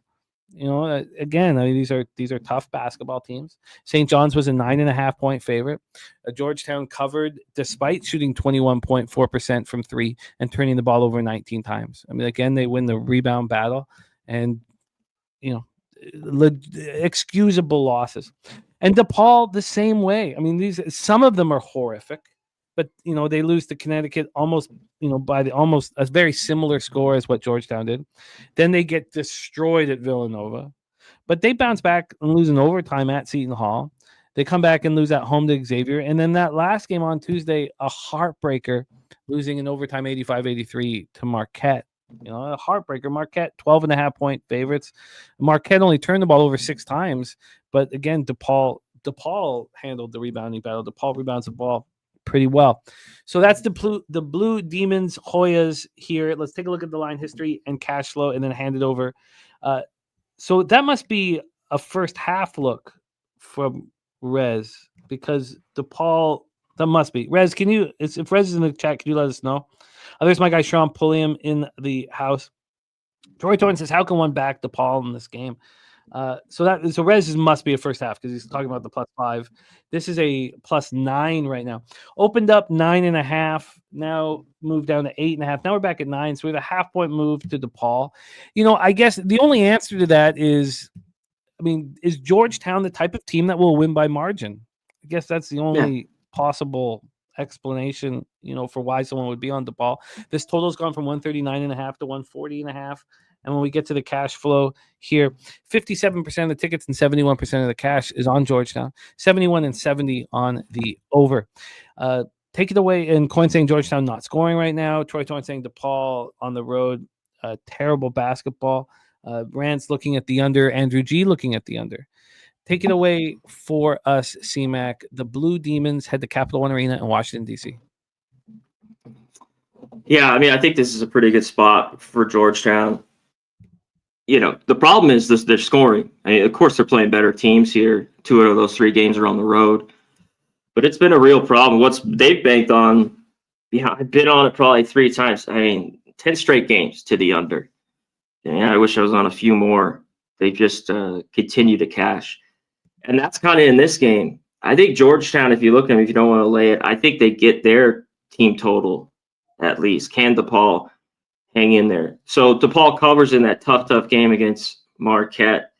And they've done it even last year. It just was a little bit different team, of course. DePaul finally covered here, I think, at Georgetown. But if you look back at their last 30 games, they've covered nothing on the road, and they're 0-5 this year. So, right, they haven't covered one time on the road. Let's see these numbers real quick. It was 9 at Villanova. They lost by 44 or whatever that was. 2.5, they lose by 5. Northwestern, they lose by 20 as 6.5-point dogs. And 11.5 at St. John's, they lose 89-61. Can the scoring be there for DePaul and a team that's playing great defense at Georgetown? I don't know. Even DePaul's team total, I look at on the under. They're just dog shit on the road. It's not. This isn't by any means Georgetown's an angry group. You question whether a team can win by margin, but wouldn't this be the spot? So look, I don't love them scoring, but they should be able to score against a team like this. You know what I mean? Yeah. Like this. I know exactly what you mean. And so we haven't in the first road game. So if you look at the road games for DePaul, they go at Texas Tech, they lose by 14. Then we have St. John's, they lose by 27. There was no bounce back. They lose by 20 at Northwestern. Then they lose by 44 at Villanova. Well, there has to be bounce back in a situation like that. You just get absolutely embarrassed. You have to play better. And they did at Seton Hall. Now, they don't look great at home versus Xavier, but they bounce back and look good. They're probably holding their heads high. They almost beat Marquette. It feels like they go in to Georgetown and get destroyed. But I can understand. Anyone could understand the trepidation for Georgetown to cover by margin here. By the way, Kent Davies in the house, who you can hang with at Pubba Palooza 4 this year, says he's on the other side of that first game. Ohio first half and full game versus Akron. Says revenge game from last year. Akron way down last game and had to go full throttle to win the second half. So he is there. Rogue Energy says Georgetown squad is different and DePaul is fool's gold. Well, I guess so. No spots are really correlating to the point where I'm really comfortable with, but I think that Georgetown may be. Again, asking them to win by double digits is very uncomfortable. Now, if you had a free bet here, C-Mac, if we were sitting in the book, would it be, Georgetown to cover this big number, or would you think DePaul keeps it within distance? If you have I'll take the under. I'll take the under, or I take DePaul's team total under. Or DePaul Team total under. But in a game like this, Jay, it's like it could get sloppy late. That's always true, you know. I've seen it too many times with a couple baskets. It just goes over their team total, which what's probably 68. Here it is. I got everything pulled up here. 66.5. I still under. All right. So it leans to the under. Respect play today. DePaul first half +5, and I've got some asterisks with question marks alongside Georgetown. Dad Fence says, seems like everyone agrees Georgetown wins this game, just a matter of how do you bet them or don't. Yeah, I think that's fair. And Troy saying there is value on this game. He says, I think the unders are alive. Again, we had, full throttle information on the market in this one. This total 140.5. It opened up at 139.5 and it climbed up to 142.5.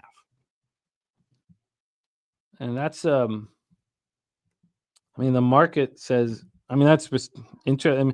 We're also talking about a spot that is backed by backers on the over with 71% of tickets and 78% of the cash on that over. And the five road games, Jay, only the Seton Hall game, they got over that 66.5. 56, 64, 61. What was Texas Tech? 62. So, it could be close, but this Georgetown defense for real. The unders have been automatic lately. Been crazy.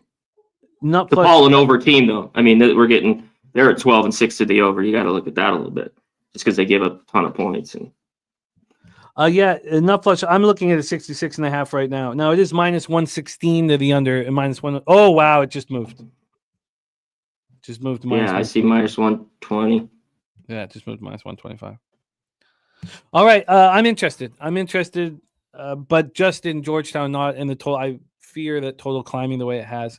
Let's move on to our next spot on the board, and we have a betting with the bag debut right here.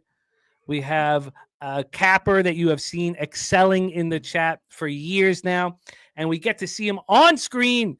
Put a face to the name and watch the man cap on camera. Please welcome, making his betting with the bag debut, our guy, low bagger Morgan Spooner in the house. Spoon Dog, what's good, man? How are you? Yeah. You're muted, I think. No, he pulls the cab right out of the chute. The first thing I did when I talked to Jimmy last night was tell him I have so much more respect for Cab after messing around with my mic and trying to get it. There's like 12 videos of me on my computer right now trying to get the mic to work. Welcome, everybody. Great to be here. Long-time listener, first-time caller kind of thing. Youngstown State is one of my favorite teams. I think they covered 5 in a row earlier this year. This is a really good spot for them. They're in a bounce back. Last game out, they were a favorite, and they fumbled it away. No better time to get a team than when they're down low. They play a Bart Lundy-led team. He led Queens to Division I. Queens was a D2 school for a long time, and I think he's got over a 700 winning percentage with them. They're a great team. You look at them in a different conference, but he's a great coach in his own right, and he does that by driving right at the basket. Youngstown State's got a guy that's 7 foot. Don't know the weight, but he's solid, and you can't drive at him and expect to win this game by a margin. It was 6.5 last night when I took it. I think it's at 5.5 right now. This game comes down to one possession. I think Youngstown State actually just gets the win outright. That's about what I got on it, Jimmy. Well, that works. That works great. So we have Youngstown State for Spoon Dog. Youngstown State, we heard C-Mac very close to moving on. Youngstown State, and we've already heard, and we'll hear his breakdown here in a second. We've not only heard Spoon Dog on Youngstown State, but the spreadsheet play of the day also Youngstown State from our guy, Mr. Ron Crawford. Ron Crawford!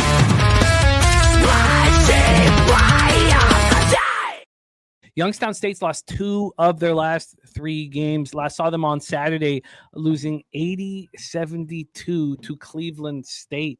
Cleveland State opened up 6-1 in conference, so it's Cleveland State, PFW, then Youngstown State. Youngstown State shot 40 from the field, 41.9 from 3. Cleveland State shot 50% from 3. Youngstown State was 4.5-point favorites and failed to menace there. Let's take a look at the line history and the situation. Also, Milwaukee's won 2 of 3, but beating Green Bay at home doesn't mean very much. But now they have consecutive home games, which is probably a pretty good situation here. Let's take a look at the line history and hand it over here. We have a total at 146.5. It opened up at 142. We've gone up 4.5 points, so a huge move towards the over. And on the point spread here, we have, as Morgan alluded to, a move towards Youngstown State. What a job getting the 6.5. This opened up at 5. It got up to 5.5. Now that 5.5 got up to 6. So there's 6.5s were available. There was a 6 available at 9:15 this morning. Dropped to 4.5, up to 5, and then down to 4.5 here. So let's hear from, and let's see if we get any cash flow information just on the total. 74% of tickets, 74% cash on the over.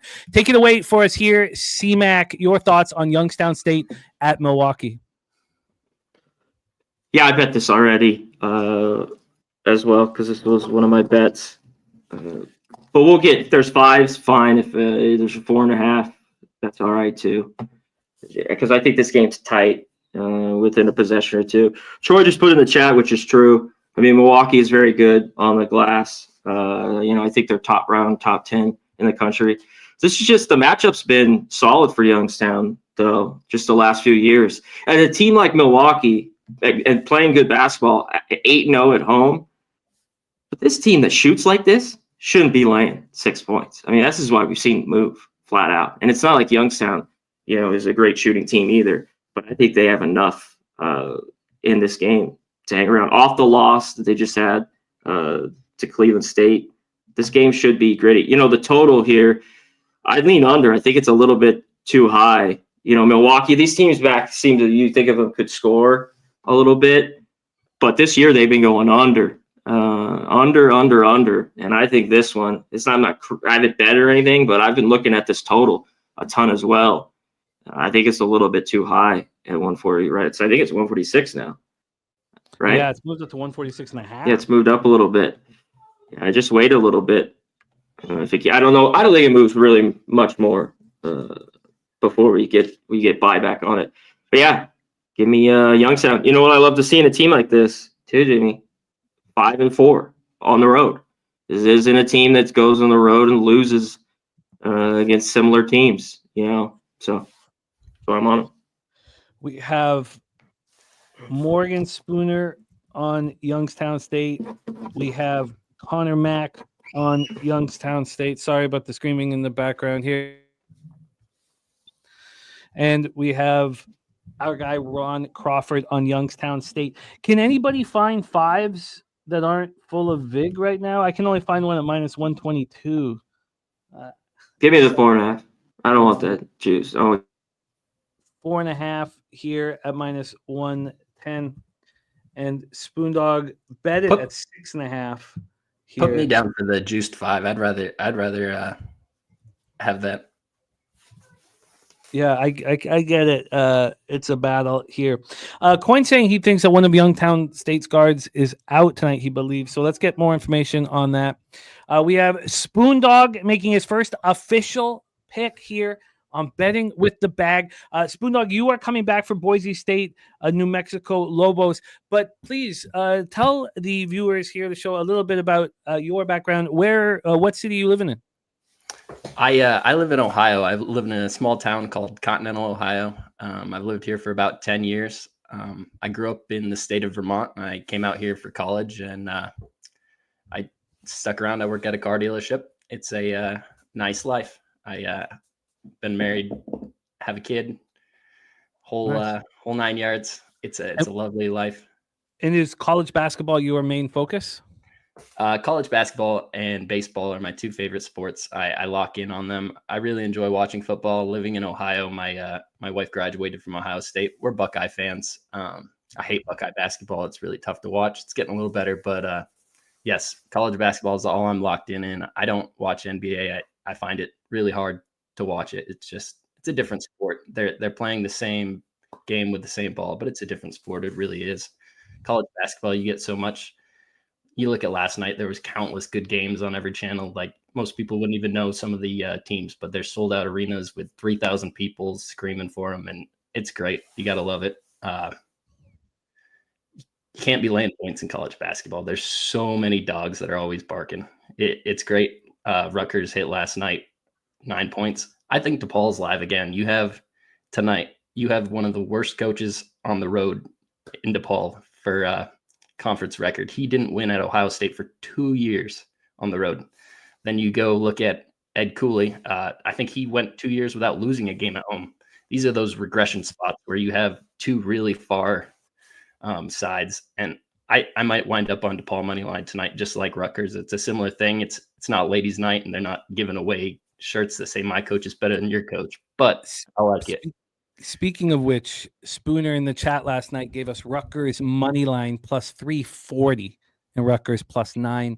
I'm now in charge of the ones and twos for the rest of the show, so I'll be producing the show. So there may be some hiccups, but we're going to be getting Spoondog back for Boise State, New Mexico Lobos. So Spooner, thank you, my man. Great capping with you, and we will see you here again in about 10 minutes. Thank you, Jimmy. There he is, the Spoondog, making his debut here on Betting with the Bag. Let's move on to the next spot on the board for us, and that's a big one at Poly Pavilion in Los Angeles, California. Let's get this one set up. We have Iowa versus UCLA, and Daby Cab back in business for this spot. 9 p.m. Eastern. Iowa Hawkeyes 12-5, 3-3 in the Big Ten. At the UCLA Bruins 11-6, 2-4 in the Big Ten. Poly Pavilion in Los Angeles, California. Enough LaShawn says he's decided that Kristen and his retirement plan is getting a motorhome, traveling the states, and visiting all the low baggers in each state. Oh, man. Well, we'll have to get Tim Reichert and his camera with you on that. Wine Time says UCLA minus 6.5, says, yes, I'm actually betting on my Bruins tonight. Let's break this one down and set this one up for Daby Cab. This is the third of a trio of games for Dabra Cadabra. We'll start with UCLA right now, a -7. There are 6.5s available. A -7 is listed here. They opened up a -7 and they go down to 6.5 around 2 a.m. Get back to 7 about 9 a.m. Right now at this number, we've had a 4-cent move to the Hawkeyes. Take a look at the total here for this one. We have a 151.5. It is juiced towards the under. This has come all the way down from 155. A huge move too. And this isn't about the look like the books that came out first. Even the cautious books pulled out a 155. 6 hours after it was first opened. Let's take a look at the cash flow as we have two big teams, so we'll get the information here. On the spread, 40% of the tickets and 61% of the cash is on UCLA. It's a 50-50 ticket count on the total, but 55% of the cash is on the under. We have Iowa coming off the loss at USC. So they're in California.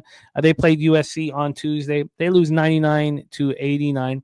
They were down 48-32 at the half. Maybe USC took their foot off the gas pedal a little bit. Iowa played well in the second half. But in saying all that, USC shot 64.9 from the field and 66.7% from three. And Iowa only got 20 rebounds in the whole game. Iowa did not look good. Let's talk about the Bruins. We saw them on Monday. They lost at Rutgers 75-68. It was a tough road trip. They lose at Maryland 79-61. They lose at Rutgers 75-68. Dealing with the issues surrounding the fires. They've lost 4 straight overall. That is the situation. Daby Cab, Iowa Hawkeyes, UCLA Bruins. Take it away. This line is fucking wild. Of course, Wine Time's betting UCLA today. Of course, he's betting UCLA today. This line is insane.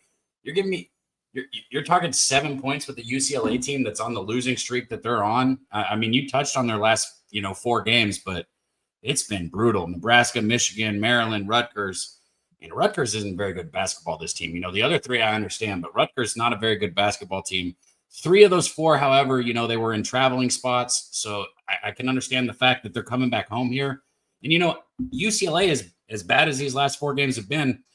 I've cashed on 2 of them because I had first half. And, first half and full game, college basketball is a game of 2 halves. So UCLA has been making me money. And I'm not going to lie. I wanted to go back to UCLA here because Iowa is a high potent offensive team, and UCLA is a lot like, well, hold on before I say that and get bashed in the comments. They're nothing like these two teams that I'm going to say. They play very good defense, and they adjust their defense early in games like Houston, like A&M, like some of these other defensive teams that I like to get on. UCLA does a good job with that. And I tell you what, they've been treating me right. So I could care less what the record is as long as they keep winning my bets. That being said, this was too much for me. I didn't get on it today. Out of the 3 games I sent you, this is the one I stayed off.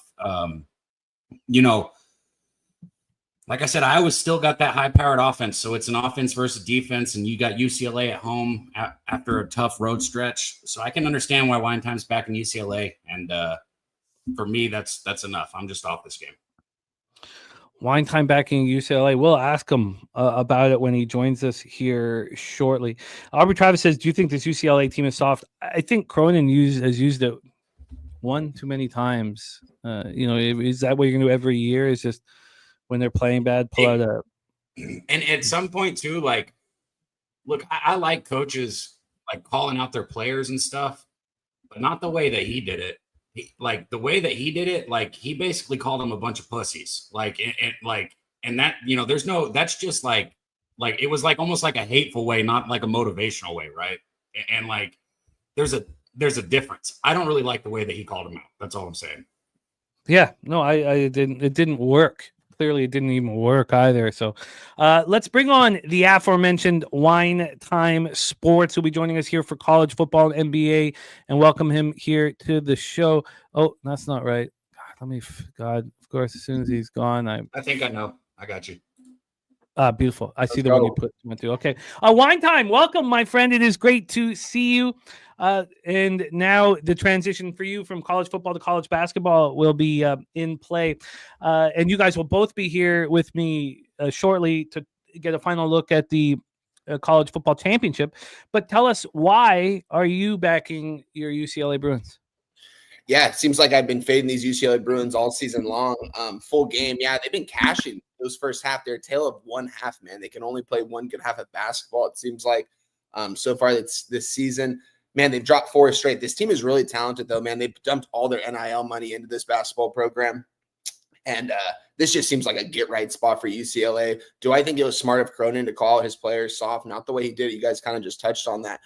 It was kind of in a more hateful way, and I don't think those kids responded. I mean, those kids didn't respond. Yeah, they might have responded for one half, but not both halves of basketball. He gets thrown out of a game.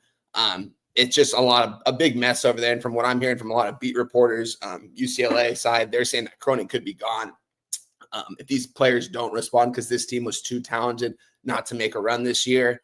If they lose this game, man, I think Cronin might be out of here. We'll see. That's not 100% or anything like that.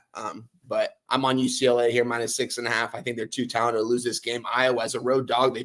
Troy talked about it in the chat. We talked about it a couple of days ago when they played USC. We were both on USC.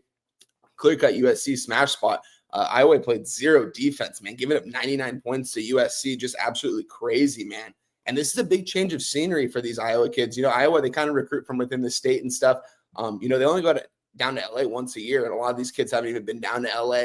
And with everything that's kind of going on right now, might be a little bit of a distraction for them as well. And I don't know. I just think this is a UCLA spot. Iowa, I like to back them at home. They're a home team. Their crowd gets rocking and rolling, but on the road, man, especially as a dog, they've just been struggling over the last couple of years. And this is a spot that I want to be involved with UCLA.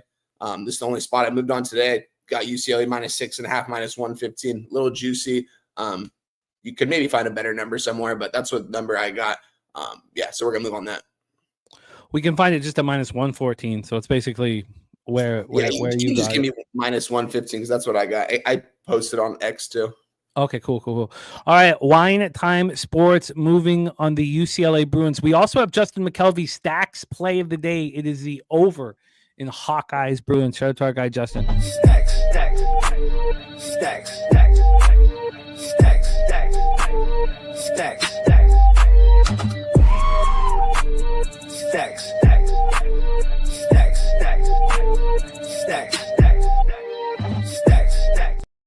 All right, Wine Time, thank you for jumping on with us, my man. We will have you back in business, both of you fellas back in business here for the college football championship.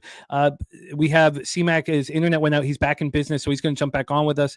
Daby Cab, did you have anything you wanted to add to Hawkeyes Bruins before we bring CMAC back and cap the last 2 games on the card?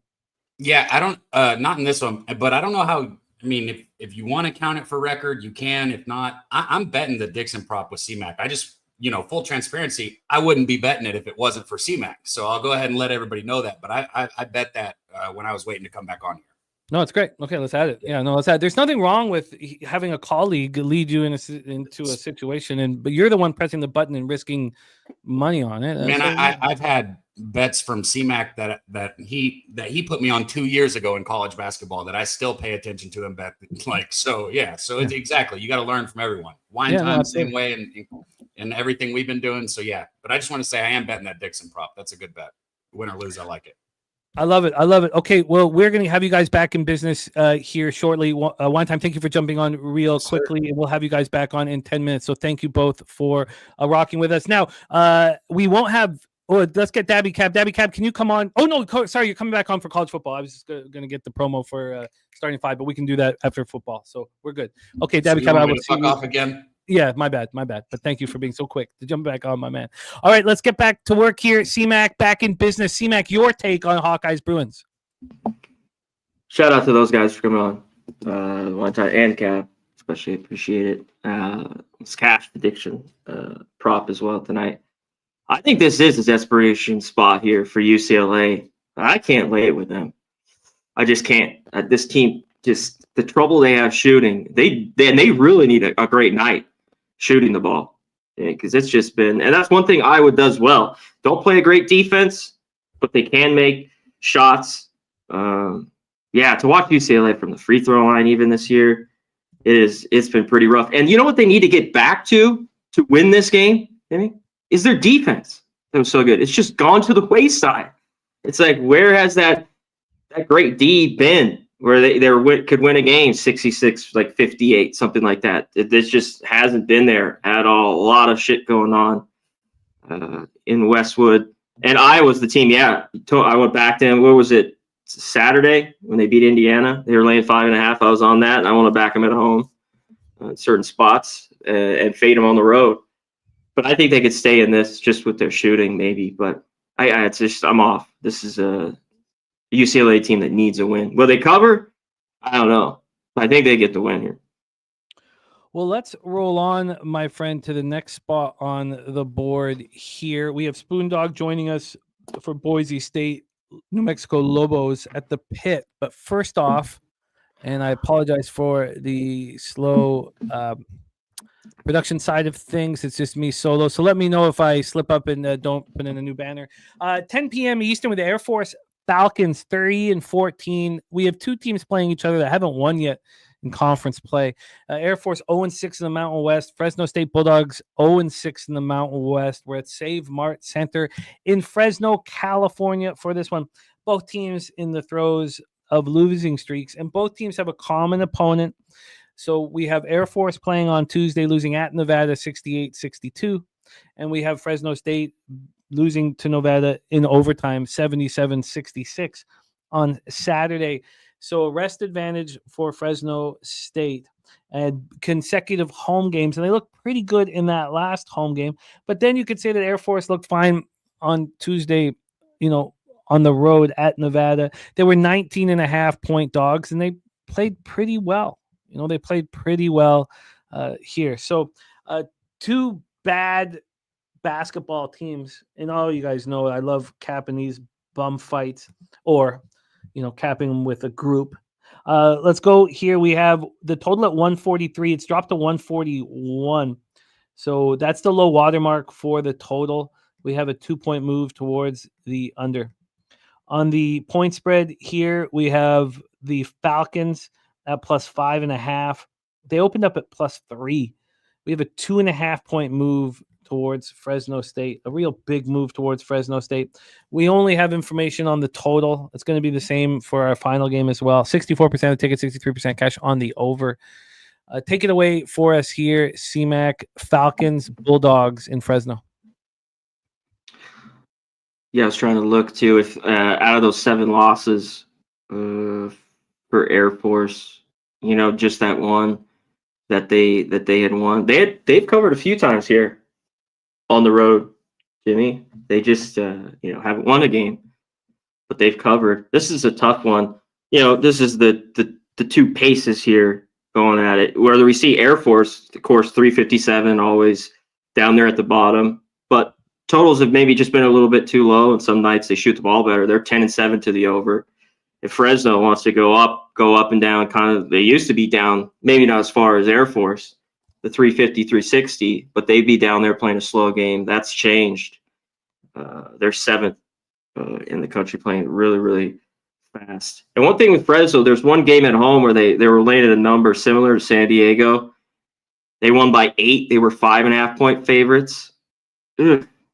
Even at home, I can't trust them to lay points like this at all. And Air Force, in certain spots, they've struggled defensively, but I don't know if Fresno can really take care of this at all. I mean, can Air Force get in the 60s because of this pace? Which one wins out here?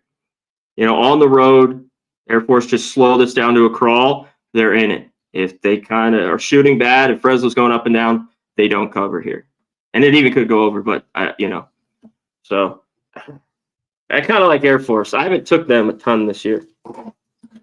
Yeah, and I guess at this point with this big move. Now, we have Spoondog in the chat. Morgan saying that throw out common opponent. The books know you are using. This is a Fresno spot. Let's bring Spoondog back here for this here and hear what he has to say about this spot. Morgan, my man, are you moving on Fresno State? This was one I looked at pretty closely, and I wanted to move on it. And looking at that Nevada game last time, it's a really easy to compare. Like, these teams both played them within the same week. One game was at home, one was on the road. If you look at that, Nevada played a lot worse in that Fresno game. And if you really get into it, you're like, why would Air Force not be the spot here? You're getting points. They played just as well, if not better, against Nevada.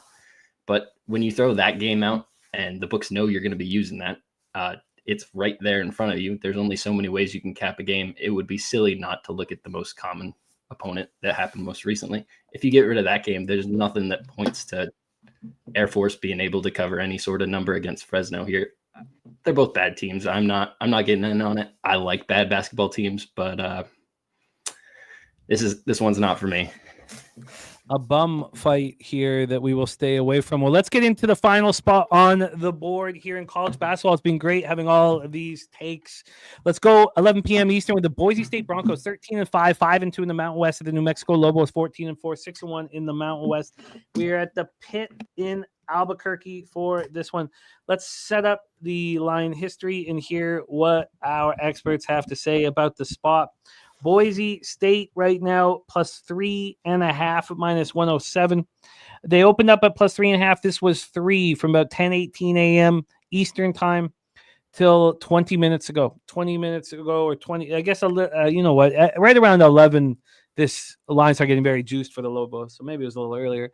But from the opening line, it's only moved 1 cent. 1 cent towards the Lobos. Let's take a look at the total here for this one. From a total perspective, we're dealing with a 151.5. It's minus 111 to the under. It opened up at 151, got up to 152, dropped down. This is all this morning, the movement. Dropped down to 150.5 and then jumped up to 152.5. Right now, we have a half-point move towards the over. Again, no cash flow information except for the total, which tells us that 58% of tickets, 59% of cash is on the over. So here we go. We have Boise State bouncing back from their loss to Utah State. That was tight, 81-79, by destroying Wyoming at home, 96-55. Look, they last home game before that, they destroyed UNLV. Now, they had lost to San Diego State before that. But here they are on the road, and New Mexico at home after losing 71-70 on Tuesday at San Jose State. Just a ugly performance here. San Jose State, 9.5-point dogs. The Lobos shot 20% from 3. Is this the Lobos bounce back spot? Spoondog, we will start with you, my friend. Take it away. So this is going to be played at New Mexico's home turf. They have the best home court in all the Mountain West. It gets really loud in there. They got a really good coach in Richard Pitino. He's 42 years old, and he's already got 13, 14 years of head coaching experience. If you've looked at anything in New Mexico over the past 4 years, you'll notice that the program's going up and up. In conference, they were 5-12 in his first year. Then they went to 8-10, 10-8, and this year they've started out 6-0. And I really think Richard Pitino has this one circled. Boise State beat him both times last year, including in the pit. He's not going to want to lose twice there. If you're paying attention, Boise State's team is not the same team it was last year, and New Mexico has a much better team. I think New Mexico has a chance to run this league. They make a statement win here tonight. They got this circled from last year. 3.5 points is enough. It's probably going to wind up 7-8, even more. Boise State's a good team. I see a lot of people on them today. Doesn't really scare me off that much, but good luck. Let's hear what else Connor's got to say. Were you surprised by the line though, Morgan, when it came out? Did you think that New Mexico would be 4.5 at home? I think 3.5 is that spot where the books are putting it when they have two really good teams. I could see maybe pushing it to 5, and I think when you put it at 5, you're just begging for Boise money. I don't think the books need to beg for Boise money this year. They're a good team. A lot of people like betting Boise. It's one of those mid-major schools that everybody across the country really falls in love with. When you're looking at a slip like today, there's only a few games on it, and like, I'm going to hit Boise. So New Mexico State -3.5. That's official spot for you, Morgan? This is an official spot for me, yes. All right. We can get the -3.5 at -109, the -3 at -118. What would you prefer? I'll take the -3 at 118. New Mexico State -3 at -118. C-Mac, Broncos, Lobos, Mountain West action at the pit. Final game on the card, my man. What's your thoughts? Yeah, there should be a really good basketball game here, the late night one. 8 o'clock, 11 Eastern. One thing with Boise, why I think this number's tight, of course, New Mexico just loses. I had San Jose State. I mean, that's just an awful loss. They got to win that game. But they weren't going to cover, but it's just a bad loss, especially if they want to get in the tournament. You know, we saw this just a few weeks ago, or what it was, I don't know, where they beat San Diego, where they only gave up 48 points. They beat them by almost 20. But I haven't loved their defense at all. You can remember the Nevada game. Jimmy, they were pretty desperate. You know, Boise isn't. They've been good on the road, though. This Boise, I think they've starting to play better as of late. We could see these road wins, too, come through. They beat Wyoming. They barely lost. I think that number was 2.5, 3 with Utah State, right? Mm-hmm. They lose by 2, just cover that number. You know, but I always love the pit. You know, I get it why you want to back them. It's a tough place to play. They're always very good. Gets loud, and when they go on a run, they could really go on a run there. That's why, you know, a place like that. So tough one for me. Did you think this line opening up at 3.5 was inviting people to back the Lobos here? Maybe a little bit. Does that slightly? Does that play any part in your like do you have a lean on the side in this one? No. You know, New Mexico's going to get up and down too. I haven't, because I don't think they're great defensively. What happens? You know, in that San Diego State game, they were just dreadful. But we saw Nevada do whatever they want in that game, Jimmy. I mean, they were winning that, or it was basically a tie the whole way, from start to finish, watching that game. And I think Boise has the guys. It's just a tough place to play. But I've been impressed them going on the road, definitely.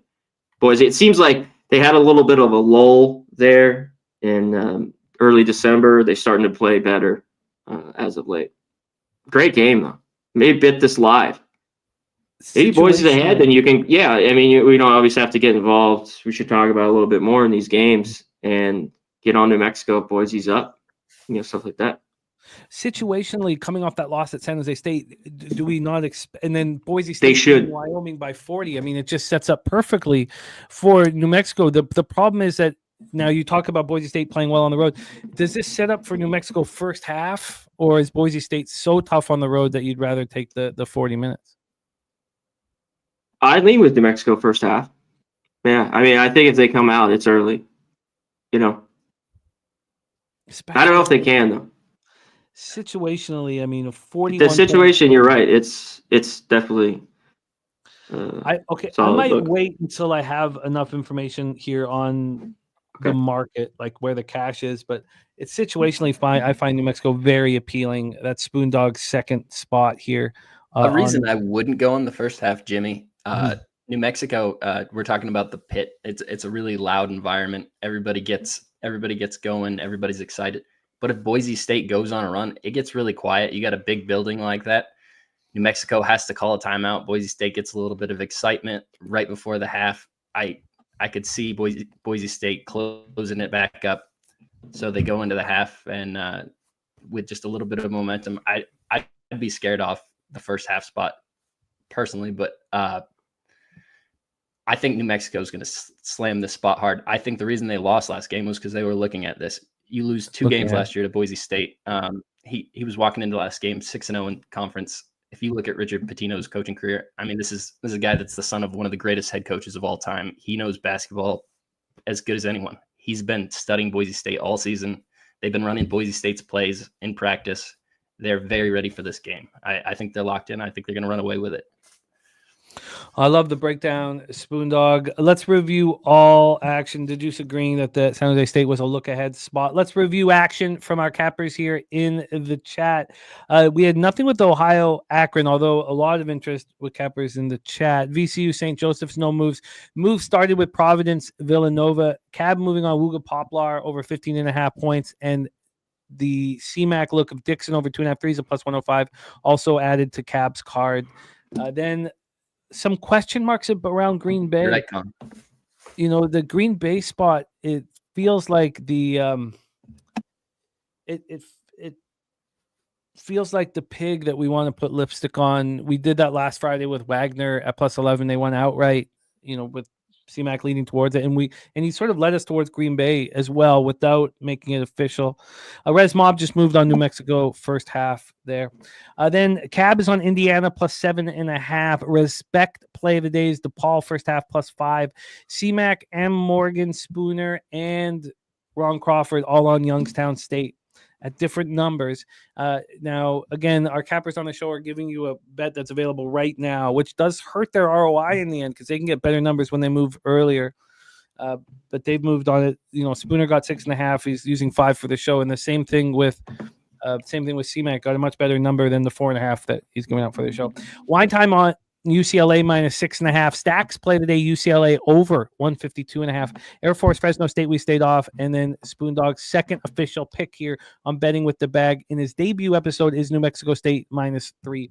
Spoondog, thank you so much for rocking with us, man. It's so great to have you on screen. We've watched your skill set here in the chat for so long, so it's great to have you rocking with us. Ron Crawford on that plus 4.5 as well here for the Youngstown State spot. A lot of opportunities for me to make moves here when the show's over. So thank you for all your hustle. Morgan Spooner, please support our guy on X. Morgan, are you going to be more active here on X? Is that something that you're interested in doing? I'm going to try to get more active on X. It's one of those things I'm going to try to use, just keep myself accountable, keep a history of the bets. I'll try to put my best looks out too, not just necessarily the play. I'm at Spoons Bets on X, Twitter, whatever you want to call it.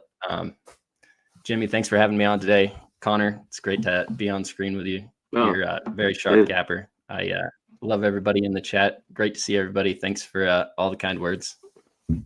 I want to do this again. Sorry, at the beginning it was a little hectic, but I think we got it down now. Don't worry. It develops over time. Your money in the bank. You're on camera for a reason. So thank you to our guy Morgan Spooner. I put his X handle in the chat at Spoons Bets. Please support our guy Morgan Spooner. Spooner, any last words for the cappers supporting the show? Don't sleep on DePaul tonight.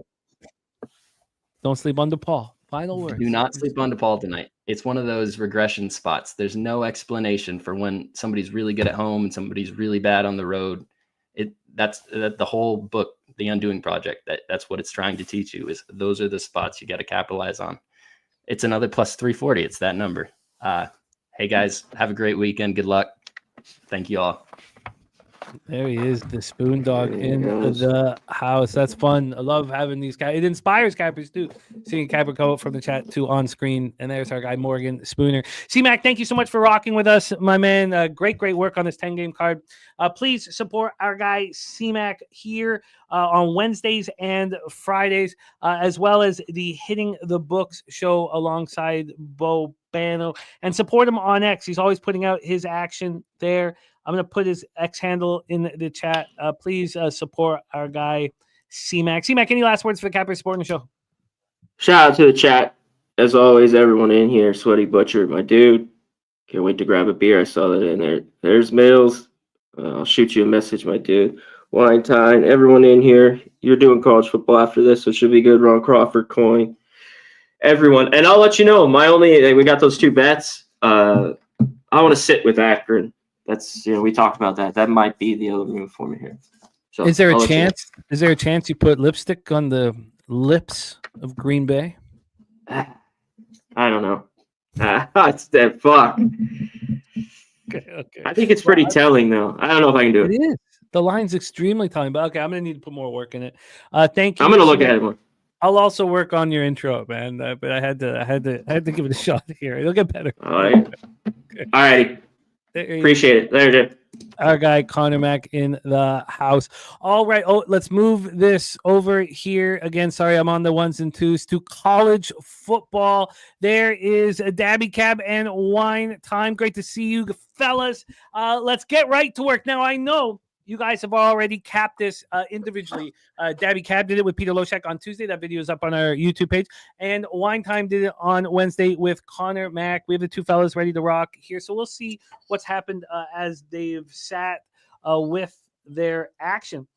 We also have possible additions from both of our cappers. So first off, for Wine Time, he moved on the under 46.5, and he moved on Notre Dame team total under 17 and a half. That was our guy Wine Time's action. Dabra Cadabra breaking down this video here, which is up is here. What was? Sorry, I'm trying to get your official action here. What did you make official on that video? I don't think technically I made anything official, so I'll get to do it here. That makes sense. Okay, perfect. Kong's Clips has the 22-1 on Notre Dame, the future on Notre Dame. So he's just running with this money line. By the way, Sir Mackie Loves Pie is on Green Bay plus 5.5, DePaul plus 8.5, Iowa a money line. Barry Smith back in business with us. Barry Smith, why was I not on Queens with you last night? That was a hell of a call in the chat. All right, let's roll. 7:30 p.m. Eastern, Monday, January 20th. We have the number 8 ranked Ohio State Buckeyes, 13-2 versus number 7 ranked Notre Dame Fighting Irish. We're at Mercedes-Benz Stadium in Atlanta, Georgia.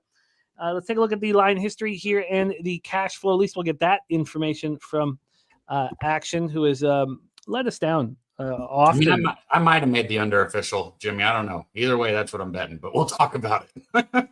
Cool. I didn't see it tweeted out ever, so yeah, that's what I was saying. I didn't post it, so there you go. No worries. We'll figure that out here.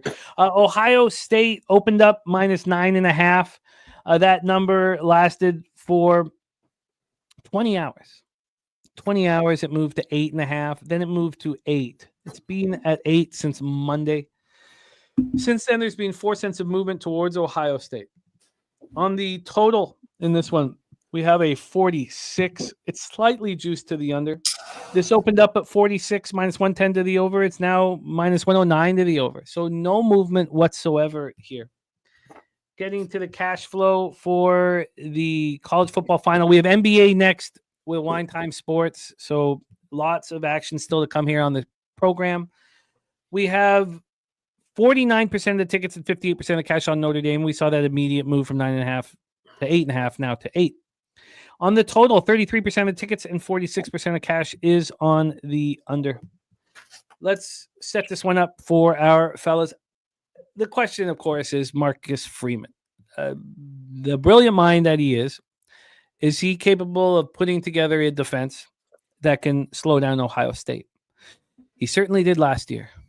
Now, it was sort of a flaw on his resume. the mistake late in the game that cost them the game. Now, despite not having the 11th man on the field, Ohio State barely got over the line, barely got in for the touchdown, but it was an embarrassment for Freeman. One, of course, he handled very well. The man seems to handle everything very well. He's faced Ohio State twice, the 2022 season opener, and then the game we were speaking of in September of 2023. And that was the 17-14 loss. When we're talking EPA against, these are the top two defenses in the country. The difference is offense. Ohio State has the number one passing attack in the country when we're talking EPA. They also have Jack Sawyer, who we watched, put his foot down on the throat of Texas. And then they have Caleb Downs at safety. Sawyer, 56 tackles, 9 sacks. I mean, the guy's a monster. 3 forced fumbles, 1 interception, 3 fumble recoveries. Ended the Cotton Bowl with the 83-yard fumble return for a touchdown. And then Downs is very strong in the secondary. And then you have, of course, the superstar receiver Jeremiah Smith, 1,227 yards, 71 receptions, 14 touchdowns. First 2 games of the college football playoff, he's dominant, 290 yards. And then he's held to 1 catch for 3 yards versus Texas. So that will be a point that we will discuss here. Jim Knowles has this defense playing very, very good. Right now, EPA per play, number 1 in the country, allowing 12.2 points per game. They've allowed more than 17 points twice this year, both to Oregon. And then Notre Dame, not quite as strong, 20th in EPA per drop back this season offensively. It's a big difference between the two offenses. So the question then, can Marcus Freeman come up with a defense to slow down Ohio State? And can Riley Leonard put up enough points against this Buckeye defense? We know that the offensive line is banged up. We know that there's no comparison between the Notre Dame wide receivers. So what could Notre Dame do to win this game for Kong's Clips? And the answer is turnovers. We know that Notre Dame is capable of forcing turnovers. They forced 32 this year. Can they get the huge turnovers, 1 or 2 huge turnovers, combined with Marcus Freeman's ability to draw up a game plan, as he's shown that he's an exceptional coach? Those are the questions that were dealt with. We have already heard from both of our cappers their plans on the under. We've had Wine Time move on the under, and we've had Wine Time move on the Notre Dame team total under. Yep. We have Daby Cab close to moving on the under. No, I bet it, and I just don't know if I made it official on the show or not, but I'm on the under. Okay, and what number did you get on that under? 46, minus 111. Well, and I'll let you keep going because I don't want to start taking it away, but no, take it away. This is a great time to do it. Okay, well, that under for Notre Dame, though, that's where I'm at too. Honestly, I think Ohio State probably covers this spread. I really do. Because my question isn't, will the defenses show up? My question is, can Notre Dame score on Ohio State? I think this could be like 24-10. It could even be like 31-10, and we still go under, and Ohio State covers. I'm not going to bet Ohio State because I like Notre Dame. And we don't want to bet with, our heart. We want to bet with our head. I like Notre Dame. I like Freeman. I want Kongs to win his bet, so I guess I can say I'm emotionally invested in Notre Dame, just not financially. I can't back them there because I do think Ohio State, their offense is probably the best unit on the field here. But I do think even if Ohio State gets ahead, like I just said, I think they slow this thing down, right? 24-10, 31-10, I don't know, something like that. Under's where I'm at, and that's where I'm going to stay. Nothing on the side. I've heard Debbie touch on this. The cappers attacking this spot. I've heard many are much more confident on the first half under compared to the full game under, expecting a very slow start to this game. The under 23 right now is heavily juiced. In 22.5, so a lot of books. Daby Cab, did you think of moving on the first half under? And we'll ask one time the same question. Did that come into play? I mean, you guys seen what Ohio State's been doing? Their every opening drive, I wouldn't be surprised if Ohio State scores the very first time they have the football, because that's what they've done every game so far in the playoffs. And I think they've got a streak going back even further than that. Just don't have the numbers. Ohio State first drive is not something that I would want to go against here. And I think that if Ohio State gets up, they slow it down. So no, I like full game. I would personally, I don't necessarily like that on first half under as much. Wait, I'm gonna have more player prop questions for Daby Cab, but let's go over to Wine Time Sports. He moved on the under 46.5 on Wednesday, and the Notre Dame team total under 17.5. Wine Time, talk about the positions that you already hold, and what else are you looking at? Yeah, those are the two plays I currently have right now. Still really like both those plays. You can get similar numbers, I believe, on both of them. You can still get there's still some 46.5s.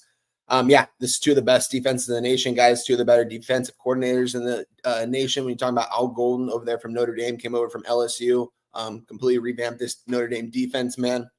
You know, they just had that one hiccup on the road, and that was to NIU.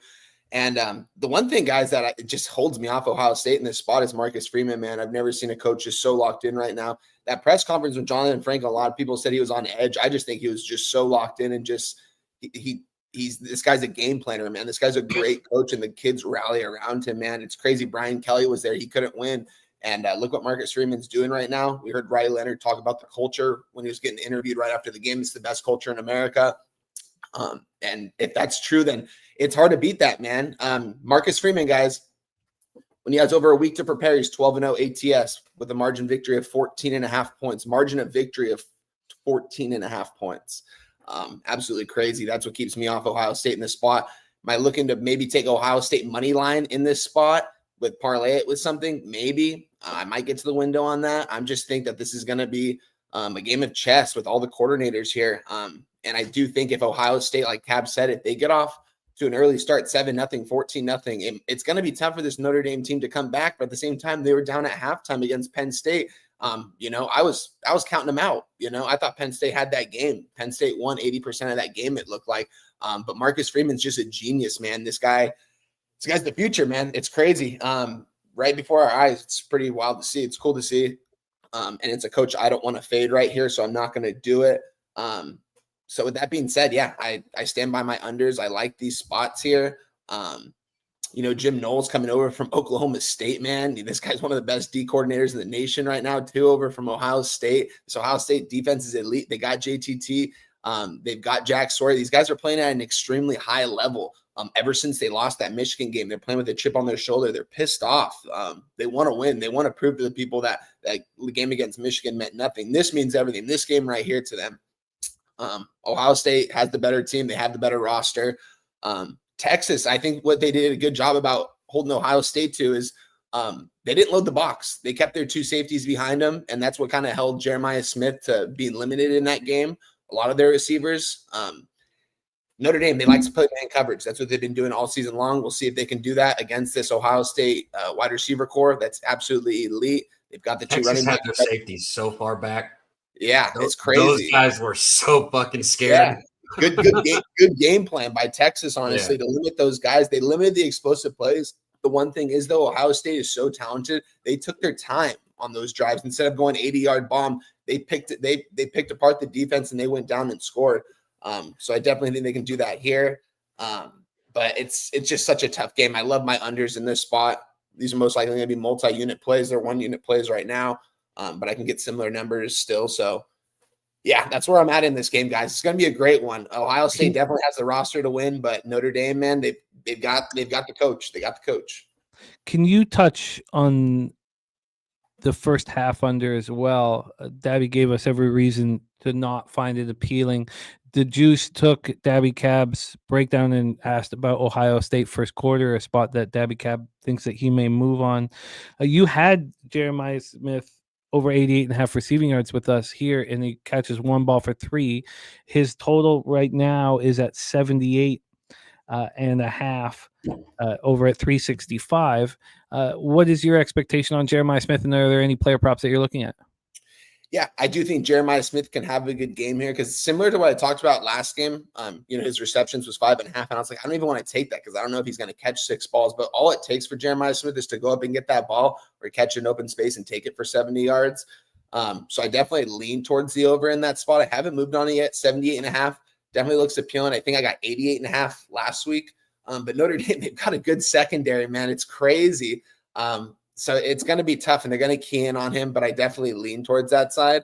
And if we're going to talk about the first half, I honestly have a lean towards the under in the first half as well, because I do think it's just going to be tough for Notre Dame to score, guys, because we saw Riley Leonard do it all. I mean, he's just such a gamer. He's a winner. He goes out there and he's going to put it all on the line. You see his mom out there like praying in the stands. Like, this guy's on 3rd and short, was running with the ball, taking it himself, getting hit, getting the first downs, and moving this offense downfield slowly.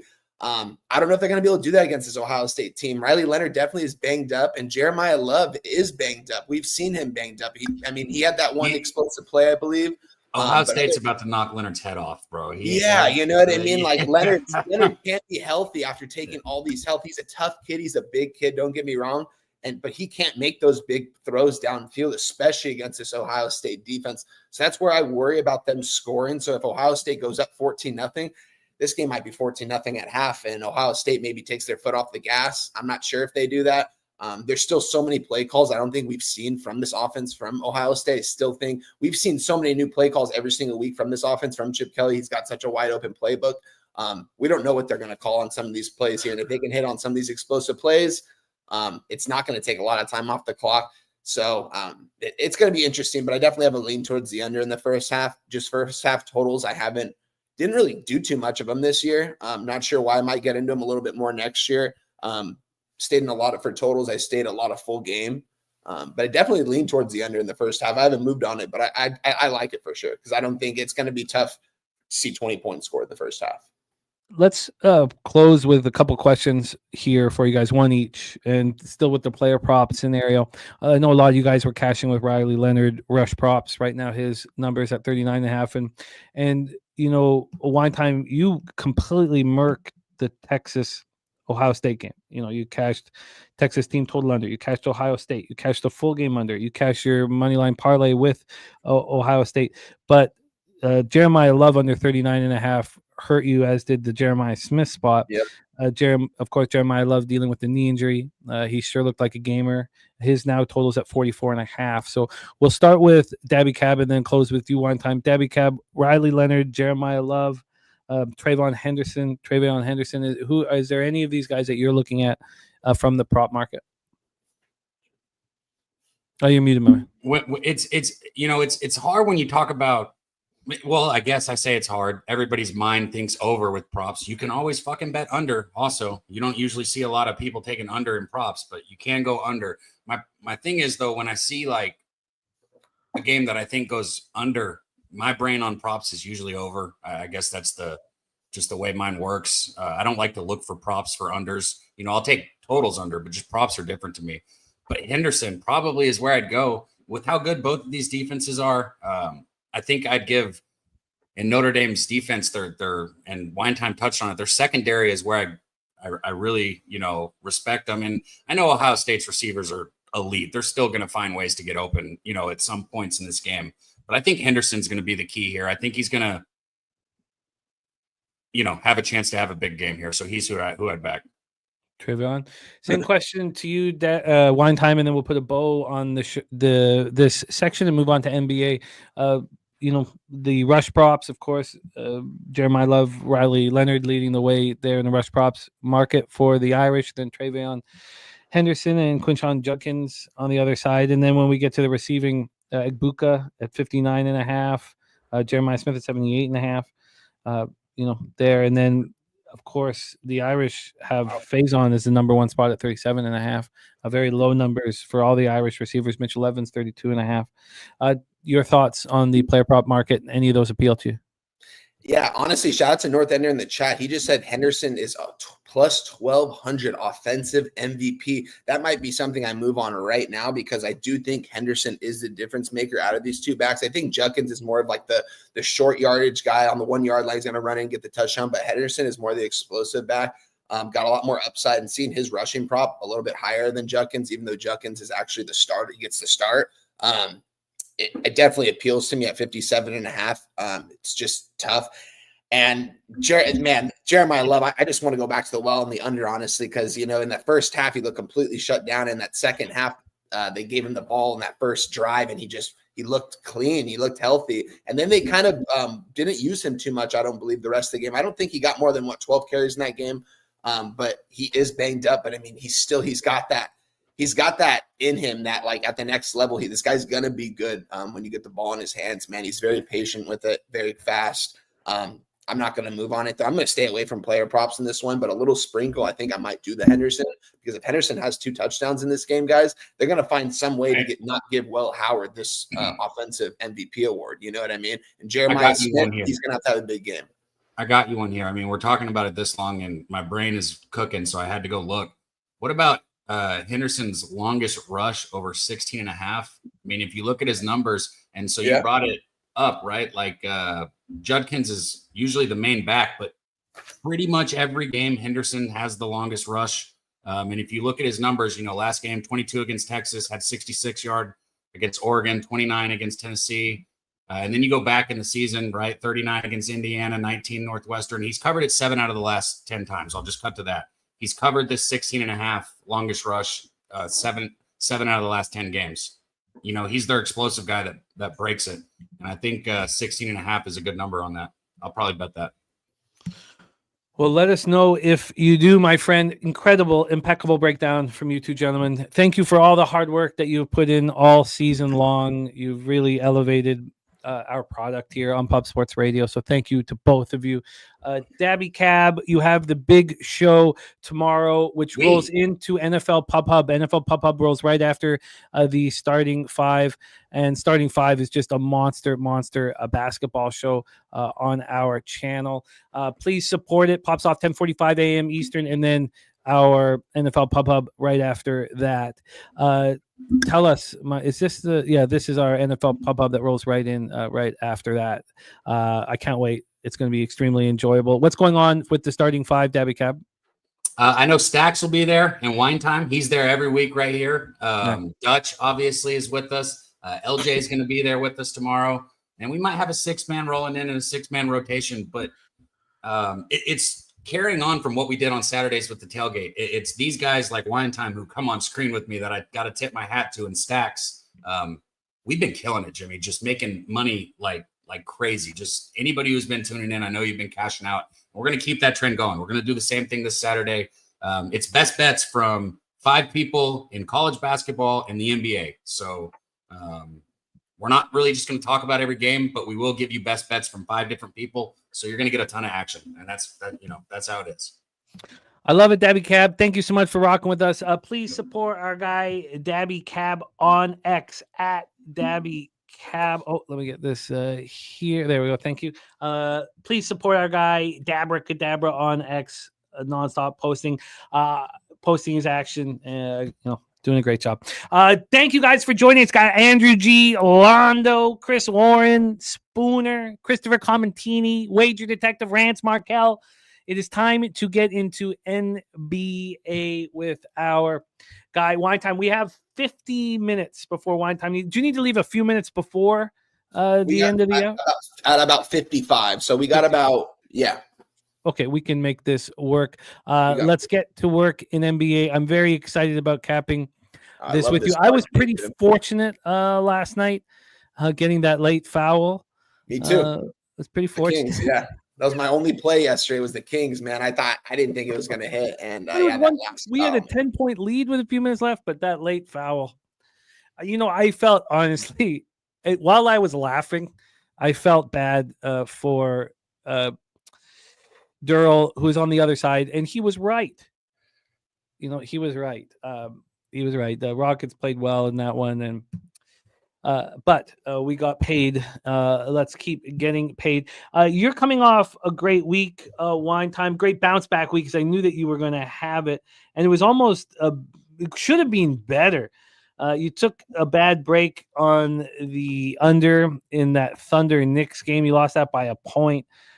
You also pushed a bet, which I don't have here. It was the over two. It was the highest total, over 243. Yeah, you and pushed that. There was a live total like 258 in that one at one point. Just crazy. But you cashed the Pelicans money line at plus 175. You cashed the Pacers -8. That was when I was watching the game, I was like, What am I not doing on this? I know I had moved to 10 by the time the show was over, but still. And you cashed Zach LaVine over 26.5 points. So a very strong 3-1 day, up 2.75 units. So let's stay hot and let's get to work. We start at 7 p.m. Eastern with the Orlando Magic 23-19, 9-12 on the road. The Boston Celtics 28-12, 14-7 at home. We're at TD Garden in Boston, Massachusetts. Let's make sure that we have all of the latest injury information here. I didn't have it up, so let's grab it right now because the shoot-arounds have all taken place or are taking place as we speak, so we can get that more information. This is a healthy Celtics squad going up against a banged-up Magic squad. You have Franz Wagner out, of course, his brother out for the rest of the year. Suggs out. You have Gary Harris out. You have Badazzi out. Now Banchero is back, but your starting point guard now is Cole Anthony. So you have Anthony, Caldwell-Pope, De Silva, Banchero, and Carter as your 1, 2, 3, 4, 5. Now there's no question marks here. Those guys are all out, so we're not worrying about any more information. Saturated says Celtics ain't covering the 15, and we have the NBA play today from Ron Crawford. It is the Timberwolves, which we'll get into our next game.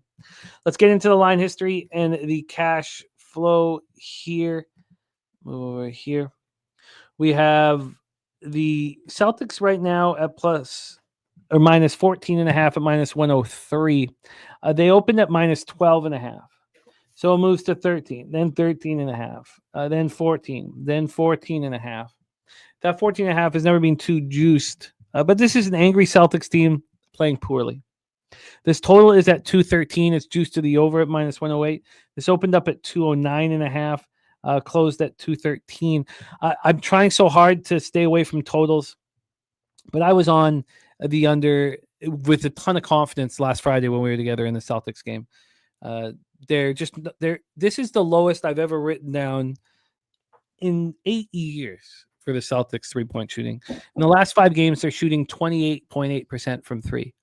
Their opposition, the Orlando Magic, have been shooting horrifically all year long from 3. It's their defense and intangibles that have kept them in games. But in the last 5 games, Orlando shooting 28.9% from 3. These are the worst 2 3-point shooters over the last 5 games. Nasty Nate in the house says Celtics smash. Sure, Mackey loves pie on Celtics minus 9.5. First half rants is on the Celtics team total over. Saturated says Celtics might be angry, but they ain't hitting shots. Orlando 2-3. Boston 2-3. Each team at 2-3 over the past 5.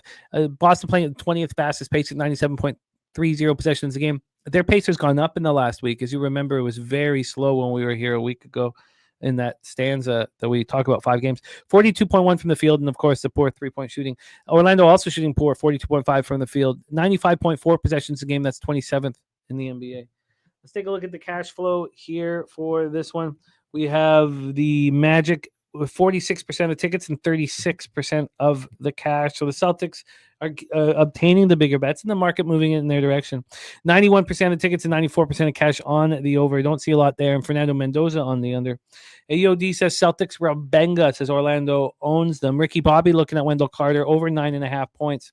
Magic coming off their 3rd loss in 4 games, 122-93 at the Bucks on Wednesday. It was embarrassing. They got destroyed. Boston comes in off their 2nd loss in 3 games, 110-97 at Toronto on Wednesday. Same story. It was embarrassing. They got badly beaten. And to make things even a little more difficult, you see that the first half spread is so much bigger than the second half spread. And that's because this is the first of a back-to-back for the Celtics. They host the Atlanta Hawks tomorrow evening. Take it away for us, Wine Time. Game 1 on the NBA card, Magic Celtics. Yeah, Jim, this is a game I texted you about last night when I moved on this game originally. Shout out to my guy, Nasty Nate, in the chat. Let me give a quick shout out to everyone in the chat. My guy, AOD, what's up, my guy? Fernando Mendoza, Robert Franklin, Peaceful Looter, Slow Jims, Ricky Bobby, Andrew G, Saturated, Chris Warren, my guy, Sweaty Butcher. Good to see you, brother. Nasty Nate. Yeah, man, this is a Celtics smash spot. I got in last night, minus 12, minus 110.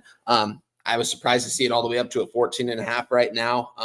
But I think it's for a reason. Yeah, we're seeing a little bit more of the tickets and more of the money coming on Boston, but the market's adjusting to this the way we want it to. It's going up. I think they win this game by 20 points, most likely in this spot. Maybe even looking to I originally wanted an under in this spot, but it's moving up. So I'm going to stay away from the total in this one. I like Boston. And any way you can get me them. I got it -12 yesterday. Gave it out on X last night. Perfect. That's all I gotta do. -110. I think Boston's going to take care of business today, guys. I think they're going to have a big game coming off that loss in Toronto. Magic, they're kind of playing one-on, one-off basketball lately. It's going to be in Boston tonight on a Friday night. This place is going to be rocking. I think this is a Celtics smash spot. And it's important. Please support our guy One Time on X, tweeting out the -12 at -110. There's touts that can't do shows because they're like, well, I put my action in the night before, but I can't tell anybody because I'm selling it. You don't need to worry about that here. So please support One Time. You would have beaten this line move by 2.5 points. One Time, giving it out, asking for nothing in return, just wanting all you guys to beat the books. Celtics -12 and -110 for Wine Time. We move on to 7:30 p.m. Eastern action. We have the Minnesota Timberwolves, 21-19, 11-10 on the road, at the New York Knicks, 27-15, 13-7 at home. When these teams last played, it was all about Cat coming back to Minnesota, how Cat was going to smash, and he smashed. You guys all made a ton of money. This year, I don't hear the opposite. Nobody's going, oh, Randall's coming back to the Big Apple. He's going to fucking smash. Nobody seems to be talking about this here. Sweaty Butcher says Knicks first quarter with the look here. Jarek White, Minnesota +5. Robert Franklin on the over 10.5 rebounds. And Justin McKelvey says Timberwolves want their license. Ricky Bobby, Sprinkle Cat, 30+ points. All right. Lick is what he was trying to say. Saturday says no DiVincenzo, no bueno here. So let's take a look at the line history here for this one. Timberwolves, Knicks. We have here the total at 219. It's -105 to the over. This opened up at 221, got down to 218.5, got down to a flat 218 right around when the show started. And we've had a 1 point of buyback. On the spread here for this one, we have the Knicks -5 at -101. It's come up from 3.5, 1.5 point move towards the Knicks. Kelly McKinnis talking about Cat being a game time decision. Let's see if we can get the latest information on that here. We have, move up here. Well, of course, DiVincenzo out, but Cat is the only one questionable. He missed Wednesday's game, bone chip in his wrist and a sprained right thumb. So what they're saying basically for Cat is that he can play every game. It's just pain tolerance, but this is going to be an injury that's going to affect him until the offseason, basically. So Jermaine, finally we have someone who says Randall over PRA going to fry him today. Shit different in the Garden. And Saturate looking at Hart over 42.5 points and rebounds and assists, I'm imagining there. Kelly McKinnis on the Knicks -4.5. Let's take a look at the cash flow for this spot. 37% of tickets, 37% of cash on the Timberwolves, 94% of tickets, 78% cash on the over. Both teams 3-2 over their past 5. The Wolves 25th fastest pace, Knicks 24th fastest pace, right at the same, very, very close to the same number. 96.7 possessions a game for the Wolves, 96.78 for the Knicks. The Knicks shooting better from the field, 49.3%, and worse from 3, 36.3%. The Wolves just 46.5 from the field and 38.7 from 3. Again, all these stats are going to be for the last 5 games. Timberwolves coming off their second loss in 3 games, 116-115 at home to the Warriors on Wednesday.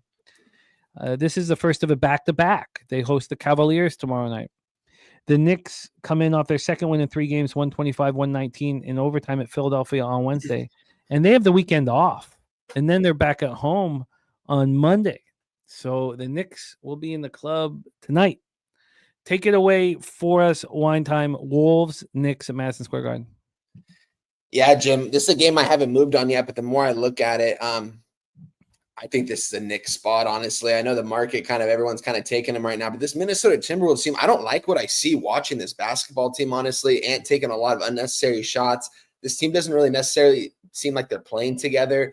You got Mike Conley over there doing absolutely nothing. I'm not a big fan of this Timberwolves team. And you look at this Knicks starting 5, man.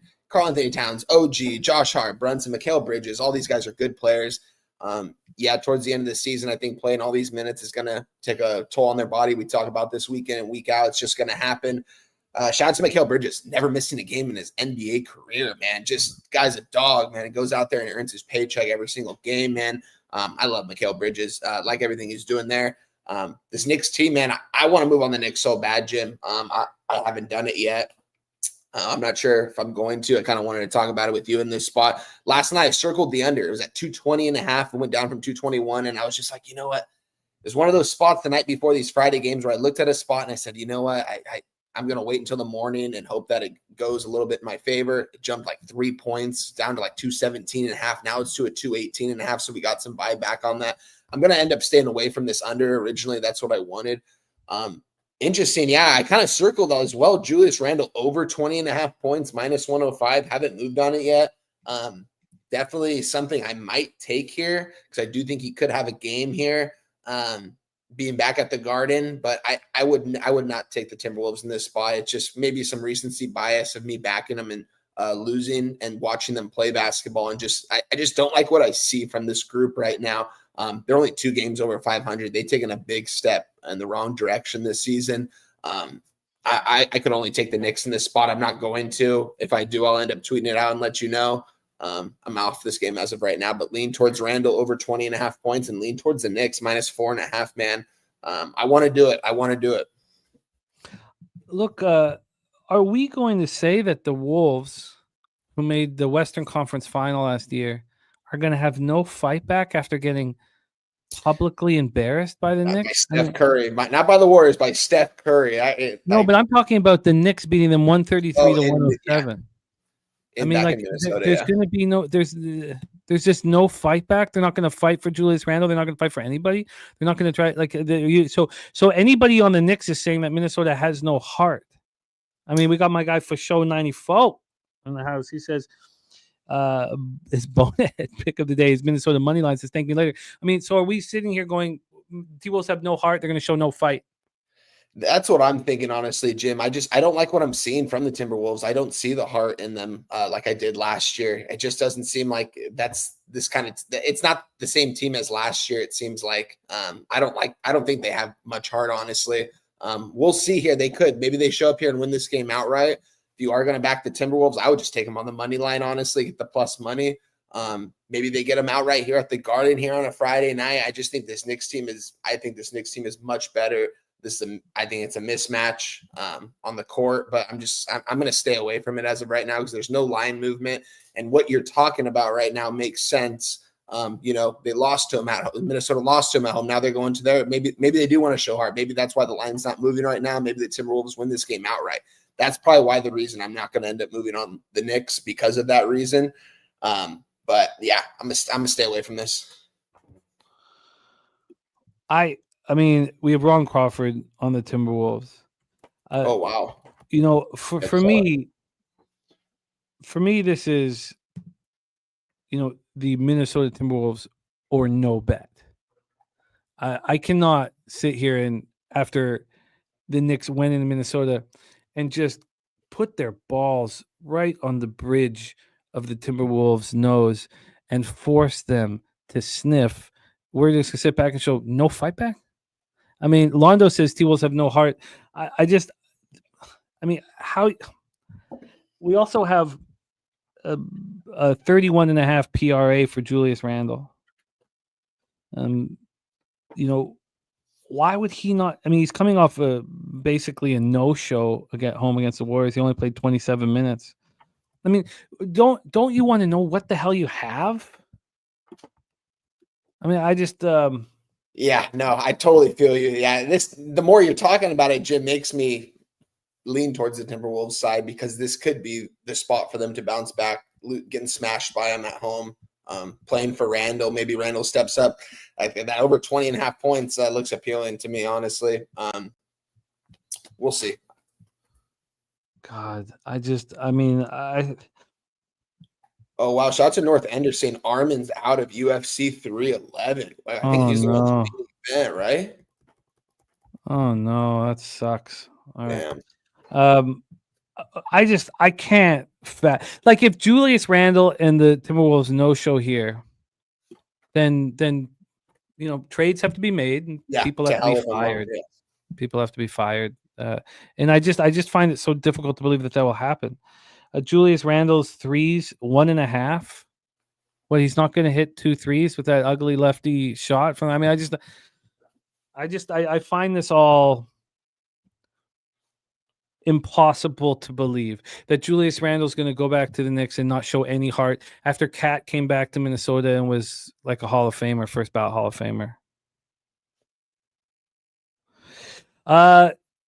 Mel, all I can say is I was wrong about the Knuckleheads, but I did make money on the game with the over 5.5 at plus 120.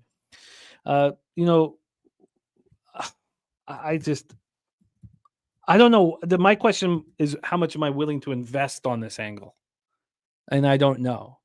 The answer is not $0, but the answer is certainly not going to be my NBA unit size 250, so it's not going to be $500. So we'll have to see. Kenny Can, you're the man. Respect my guy. Okay, let's roll on. I'm very interested in Randall. I'm very interested in the Timberwolves. It doesn't sound like any fun at all. Yeah, no, yeah. I it's probably my recency bias with the T-Wolves. Why ultimately you can't. That's probably why you haven't talked me into this one yet. Because the more you talk about it, the more I want the Timberwolves. But just gonna watch this game and see if they do have heart. If they do have heart going forward, it's gonna be something I'm looking for. But like you said, if they lose this game, one game over 500. Yeah, something needs to happen. A change needs to happen. They thought trading Karl-Anthony Towns, getting Randall was gonna do something, but like they were just in the Western Conference Finals. Like this is unacceptable. Like getting into the play-in tournament. It was with Anthony terrible. Edwards, playing at the level that he was playing at, especially last year. But it's a long season. It's a long season, so we'll see here. All right. Dab Fent. Our guy Dab Fent says, can't wait to get the Nuggets Heat most interesting play of the NBA season. Let's do that right now. We roll on 8 p.m. Eastern. Denver Nuggets 24-16, 12-8 on the road at Miami Heat, 2019, 10-7 home at Kaseya Center in Miami, Florida. Let's get into the line history here for this one. Yeah, Justin. I mean, mine's minus 115. I'm going to have to sit and study this for longer and because it's a horrifying, and all you guys know the feeling of having money invested in a player and you're only watching one player. Yeah. And it's not fun, especially if he's not on the floor, or if he's missing breaking shots. Like it can be it can take years off of your life. Let's go into this. Miami -1 at even money. Opened up at -2.5. We've moved to -1. So we've had a real legit move towards the Denver Nuggets. From a total scenario here, we have a 226.5 -108. It's opened up at 224. We have a 2.5 point move towards the over. Let's get to the cash flow here. We have, here we go. Cash flow wise, we have 24 on the spread, 24% of the tickets and 24% of the cash on the Heat. We're watching it move towards Nuggets. On the money line, 65% of tickets on the Heat, but just 43% of cash. Of course, watching it move to the Nuggets. On the total, 84% of tickets and 82% cash on the over. And the questions around who is in and who is out, of course, in a Denver Nuggets game. Jokic right now is a game time decision listed as questionable. Of course, he missed Wednesday, and they got beaten up badly. Then you have Gordon. Aaron Gordon also questionable with the calf injury. He wasn't there on Wednesday either. I mean, these guys played 16 games this year. And then we have Jamal Murray. Probable. And the concern here for both Gordon and Jokic is if they're comfortable announcing that Murray is probable, but not touching the questionable on Gordon and Jokic. It's a very uncomfortable sign. So let's get into the cash. Oh, we've done that. So let's roll. We have Denver 4-1 over their past 5. Of course, coming off the loss, had their 4-game winning streak snapped on Wednesday without Jokic in the lineup. 17th fastest pace, 97.9 possessions a game. Miami 3-2 over their past 5, playing at 23rd fastest pace, 96.8 possessions a game. Denver shooting the ball very well, 52.1 from the field and 40.3 from 3. Miami shooting the ball 45.1 from the field and 36.9 from 3. The loss in the second half of the back-to-back for the Nuggets. This is their third game in 4 nights. The Heat coming off their second straight loss, 117-108 at the Lakers on Wednesday night. So they play the Lakers on Wednesday night. Do they go out afterwards? Because then they fly on Thursday night home from LA to Miami, and then they play immediately the next day. That's not what you want when you're coming from one continent to the other. You want that extra day of rest. Take it away for us, Wine Time. Nuggets Heat in Miami, Florida. Yeah, this line just keeps moving towards the road team here in the Denver Nuggets, which makes me think Jokic is going to play in this one. Miami Heat going nowhere fast right now. They got to do something with Butler, see if they can get something in return for him, because he's doing nothing for them, and they got to get rid of him because this team is going to go downhill quick. I know Tyler Hero said that they have enough pieces to win right now.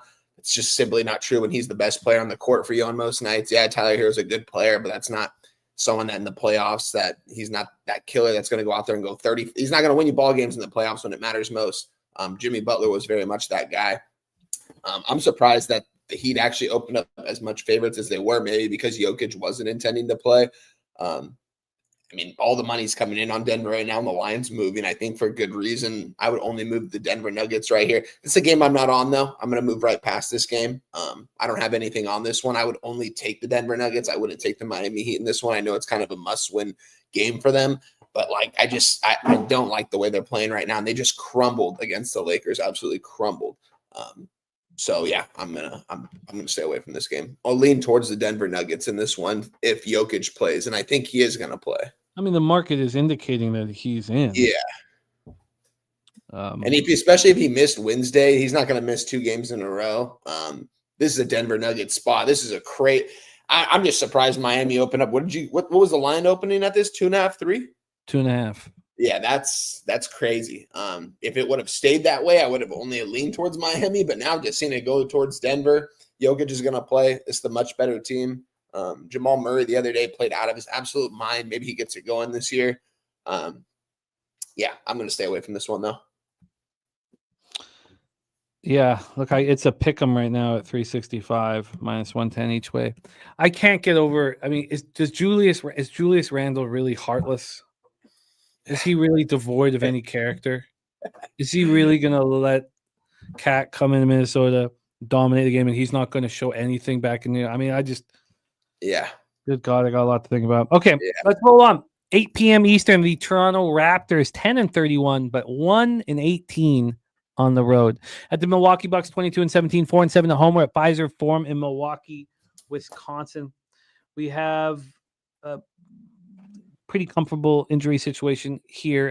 Quickly out, IQ out for the Raptors, and Agbaji is a game time decision at this point. He left early Wednesday. It was a cut, so I don't know if he's going to be good to go. If not, Mitchell, Dick, Barrett, Barnes, and Pirtle for the Raptors. For Milwaukee, Lillard, Trent, Prince, Antetokounmpo, and Brook Lopez. Let's get into the line history and cash flow, and then hand it over to Wine Time. Line history wise, this totals at 233. It's minus 107 to the under. It opened up at 231 and dropped at first to 230. Then it climbed all the way up to 232.5.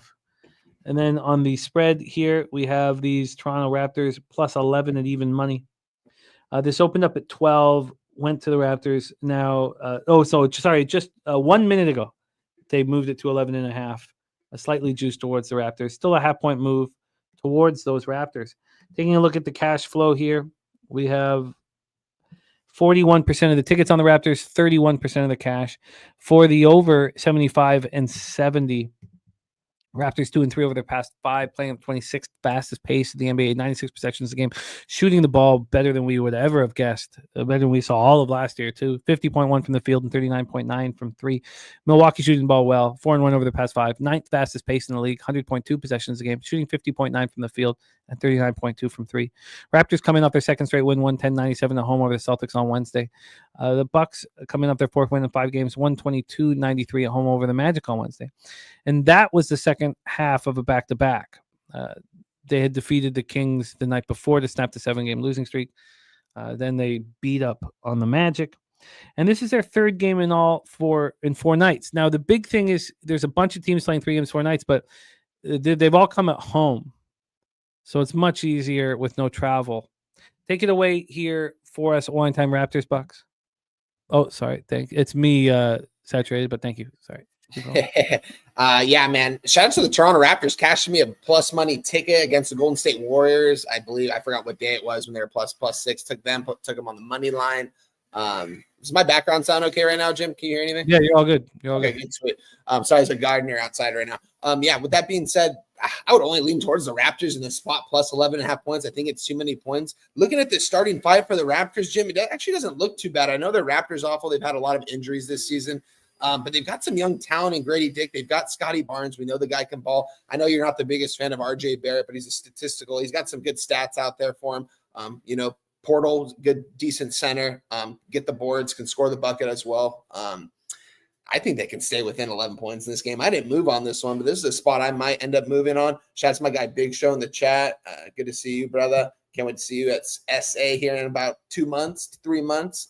But yeah, I would only move towards the Raptors in this spot, guys. I don't know. The Raptors playing some decent ball, and I actually like their team. I just think laying 10 points with the Bucks here, it's just too many points. I think the Raptors could probably stay within this game. I'm not going to move on it quite yet. I still want to look at it a little bit before tip-off. If so, I'll tweet it out. But I'm definitely leaning towards the Toronto Raptors in this spot, plus 11.5 points. I don't think you can back the Raptors after beating the Celtics at home. Yeah, right. And then I don't know if you can back the Bucks off of the dominance they've shown the last. Now they haven't gone anywhere, but I can understand why Saturated's on the other side. I can understand why he's on the Bucks. I don't find either side appealing here. But if I was forced to, yeah, this is I like Toronto Raptors, like $300 free play. Throw on those Raptors money line, baby. Let's go. I'd be on the Bucks. I don't know if I would take first half or full game though. That would be the decision. The Raptors are 1-18 on the road. I mean, it's just a different situation here. But I get it. I get it. The Juice looking at under 29.5 points for Yan. It says blowout should limit his minutes. Very possible. I mean, you were lucky with the Levine prop from last week that didn't cost you. I mean, that could have cost you, but I thought that was the thing that was going to cost me. And if so, I was never going to take another prop because these props have been costing my record. And I can tell you one thing: I don't put as much on the props as I do on the regular plays. Count is all the same though on here, so I'm gonna lower the volume a little bit on the props. Well, I had to completely cut them out. Yeah. That was the mind move. In almost all totals, I had to cut out. I mean, I've just, there's just so much of our life is on the line with our action that I was like I got to just only focus on where I'm succeeding because it's such a tricky task to defeat the Juice. Let's roll on 8 p.m. Eastern with the Utah Jazz. Oh, let me get this going. We have the Utah Jazz 10-29, 7-14 on the road. The New Orleans Pelicans 10-32, 6-16 at home. Smoothie King Center in New Orleans, Louisiana. So when Wine Time was with us last week, he took the Pelicanos on the money line against the Sixers. Now, it worked out that Zion was suspended for a game because it showed that they were demanding accountability, and that's what you got in that basketball game. It worked out great for you. Here, you have no Herb Jones for defense, and you have no BI. Who's already been ruled out with the ankle injury. So now they've been playing under these circumstances for a while. With the refresh, DeJounte Murray is good to go. He was listed as questionable, no longer. So he's good to go. So you got Murray, McCollum, Murphy, Zion, and Dice. For the Jazz, with a ton of injuries, Markkanen out, Kessler out, Juzang out, Collins out. So you have Sensabaugh and Filipowski at 4 and 5. Cody Williams at 3. That's ugly. Clarkson out, so you don't have that bench presence. And, really a team with Clarkson and Colin Sexton, you got two of the same player. I mean, it's just not going to work. So let's go here and set this one up. We'll start with the line history here. I mean, the Jazz are a bad team. Now they're a banged up bad team, but the Pelicans are minus 11. Now we've seen the Pelicans as big favorites before, and there was one time recently where I was like, they're such a big favorite here. The market's got, and I lost that bet. But obviously, this is a line that makes the Jazz appealing. Pelicans have gone from -10 to -11. The Pelicans got up to -11.5. I mean, look, it's they're putting out a line that makes Utah appealing. This total is at 231. Opened up at 230.5. It's been all over the place. This dropped down to 229.5, but we're now at 231. We have a half-point move towards the over. When we get to the cash flow for the Jazz spot, 53% of the tickets, 53% of cash on the Jazz, 79% of tickets, 80% cash on the over. And we touch on this. Utah 1-4 over the past 5, 22nd fastest pace at 97.18 possessions a game. Shooting poorly, 43.2 from the field and 33.8 from 3. The Pelicans 3-2, 99.1 possessions a game, shooting 45.4 from the field and 36.5 from 3. Jazz coming off their 4th loss in 5 games, 117, 112 at home to Charlotte on Wednesday. And they're staying in New Orleans. These teams play again here on Monday night. I mean, shit's going to go down tonight, man. Now, you look at this roster and you're like, which one of these guys will go out? It's not Sensabaugh. Pelicans coming off their 3rd win in 4 games, 119, 116 at home versus Dallas on Wednesday. But a Friday night in New Orleans and you're there Saturday and Sunday with no games, it's dangerous.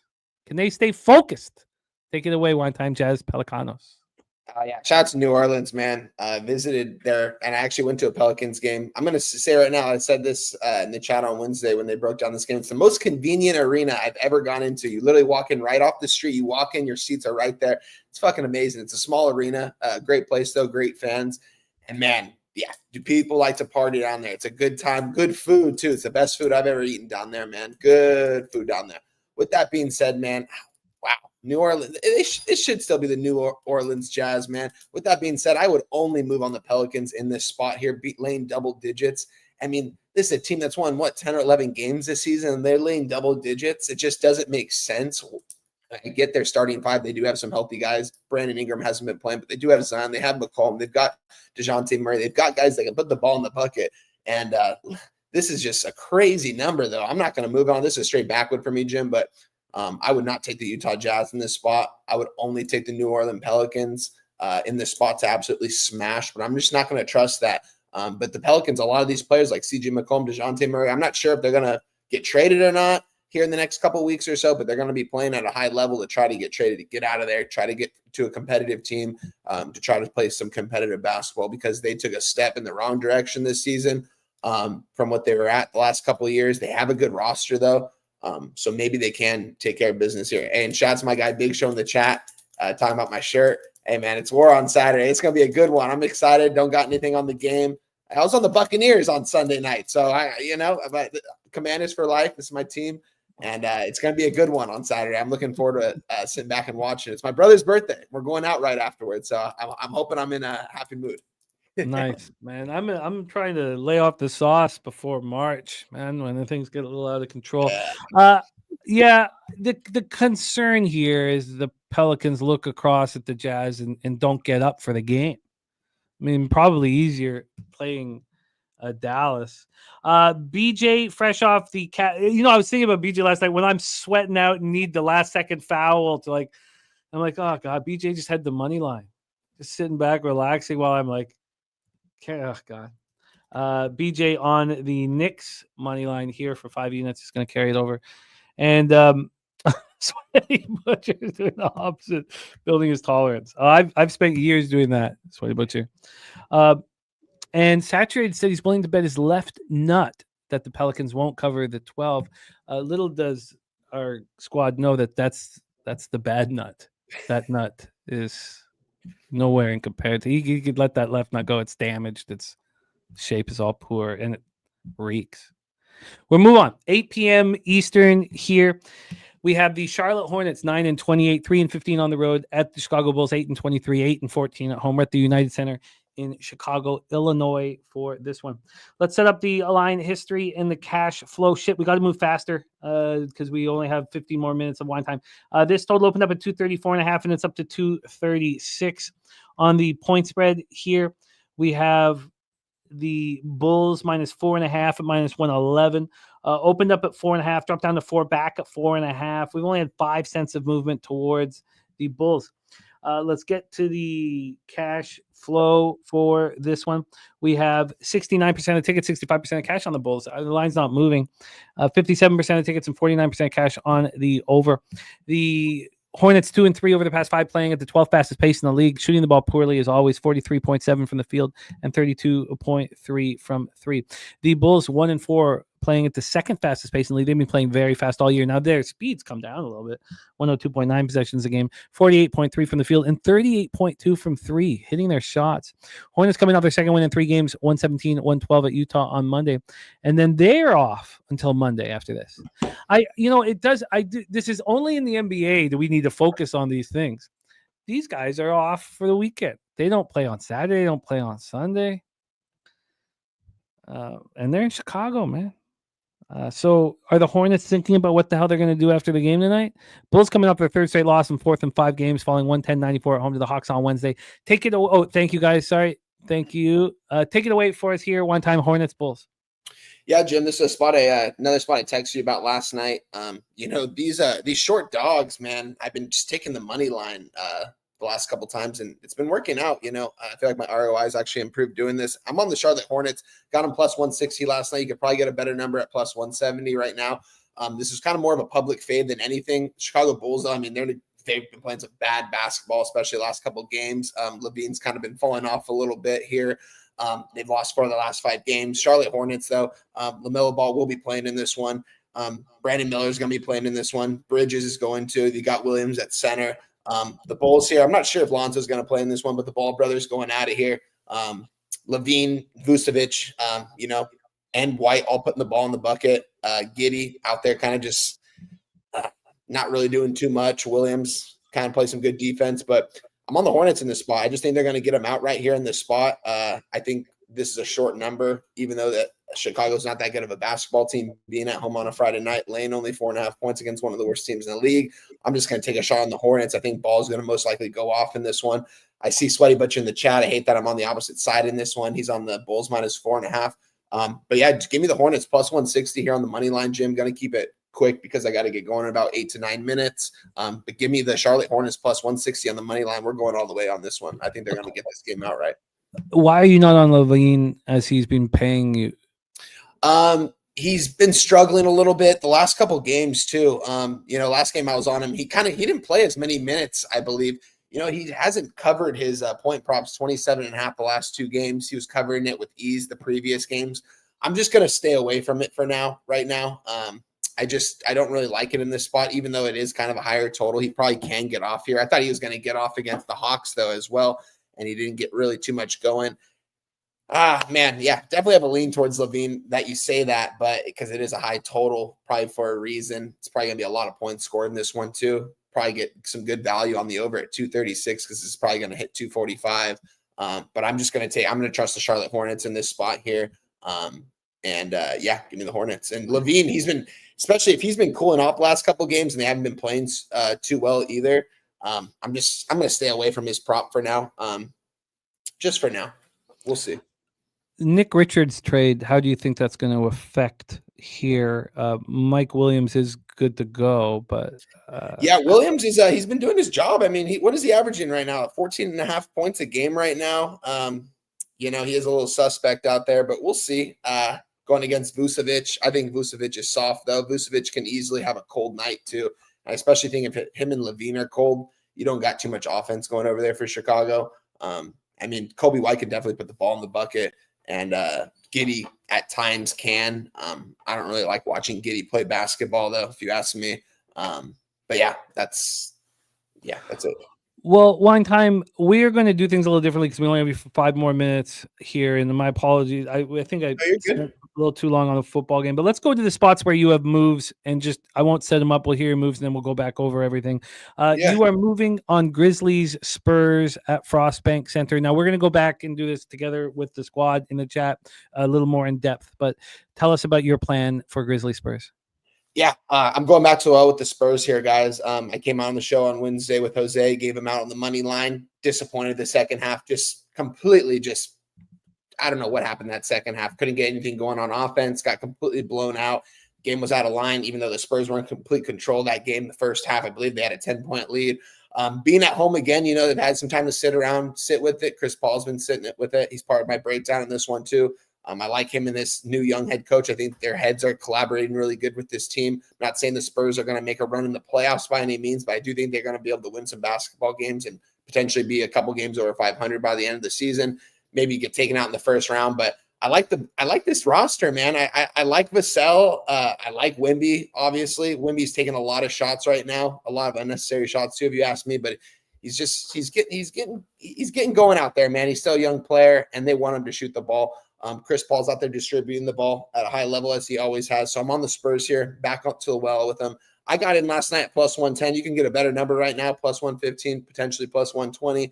Because last night when I took it, I believe the Spurs were at plus 2, and they're at plus 2.5 right now on my book. But I'm on the money line, plus 110. We're going to get it back from Wednesday night. This was my plan. If they were going to lose on Wednesday, I was going to come back to them on Friday. And from what I'm reading in the market as well, kind of everyone back on Memphis as well, 75-75. Line's not really moving. I'm going to take the Spurs on the money line, plus 110. Ja was at shoot around, so I think that the expectation that he'll be in the lineup is what moved the number, move the needle. Spurs plus 110. Then the final spot on Wine Time's card here is in Brooklyn Lakers at crypto.com. D'Angelo Russell props were not available. Maybe they are now. He's been cleared to play. Very, very interesting situation on, whether he's going to show heart or anything. Cam Thomas out, Bogdanovic out, and then Cam Johnson, game time decision right now. So he has right ankle sprain. So, we'll see if he is in the lineup. And then for the Lakers, Finney Smith out. And then we have LeBron game time decision, but he's probable. So LBJ going to be in the lineup. And then the Brow is also probable. So both are expected to be in. We'll go over the line history and all that here, but I know you only have 2 minutes. So touch on the side and then touch on your interest in D'Angelo Russell props. Yeah, I definitely have interest in D'Lo props. I can't get any available right now. Whatever they are, though, I would definitely take his points here in this one. Probably his 3 points made as well. He loved playing in LA, man. That was his favorite. Don't get me wrong. I believe he does like probably playing in Brooklyn a little bit better, a little less spotlight and stuff, but playing in LA, man, he loved playing with those guys. He loved playing at crypto. It's a great place to play. Brooklyn Nets here. I think there's too many points for my Lakers. I was on the Lakers against the Heat. And I just think there's too many points to lay here. 11.5. Give me the Brooklyn Nets here, plus 11.5 points all day long here. The Lakers are going to win this game. But I think it's going to probably come down to about 5 to 7 points. In the end, I think D'Lo's going to give him everything he has. Cameron Johnson's going to probably knock down those open threes that he takes. Cameron Johnson, man, he's a good basketball player out there, and I think he's going to have a night here at crypto. So look out for him as well. His props. Ben Simmons most likely going to be distributing. He's averaging like 6 points a game right now. But we'll see what he does here at crypto. And I'm on the Nets here, plus 11.5 points. I think it's too many points to the Lakers. And Nets could even maybe get them outright. I don't believe they will, but I think the Nets are going to be able to stay within a couple possessions of this ball game. And and stay tight in this one. So give me the Brooklyn Nets plus 11.5 points, minus 110. Brooklyn Nets plus 11.5, minus 110. Imagine if D'Angelo Russell wasn't a snitch. Maybe he'd get a chance to play in some of these cities for a little bit longer. Once a snitch, always a snitch. Nets plus 11.5. Speaking of being a snitch, I still may bet his player prop tonight. Plus 11.5 for Wine Time. Spurs money line at plus 110. We're going to go over these last 3 games here a little bit deeper. He's got the Hornets at plus 160 going up against Sweaty Butcher's prime cut. And then we have the off the hop Celtics minus 12 at minus 110. He smashed that line move. No, it was what's his name? It was I can see him running. He was on the Warriors. Nick Young. Yeah. Yeah. Thank you, Wine Time. I know you got to run. Thank you so much for all of the fight and effort. You're such an asset here to our channel. We love capping with you. Please support Wine Time's action. We're going to go through those 3 games once more, but please support our guy Wine Time on X. He's beating line moves drastically.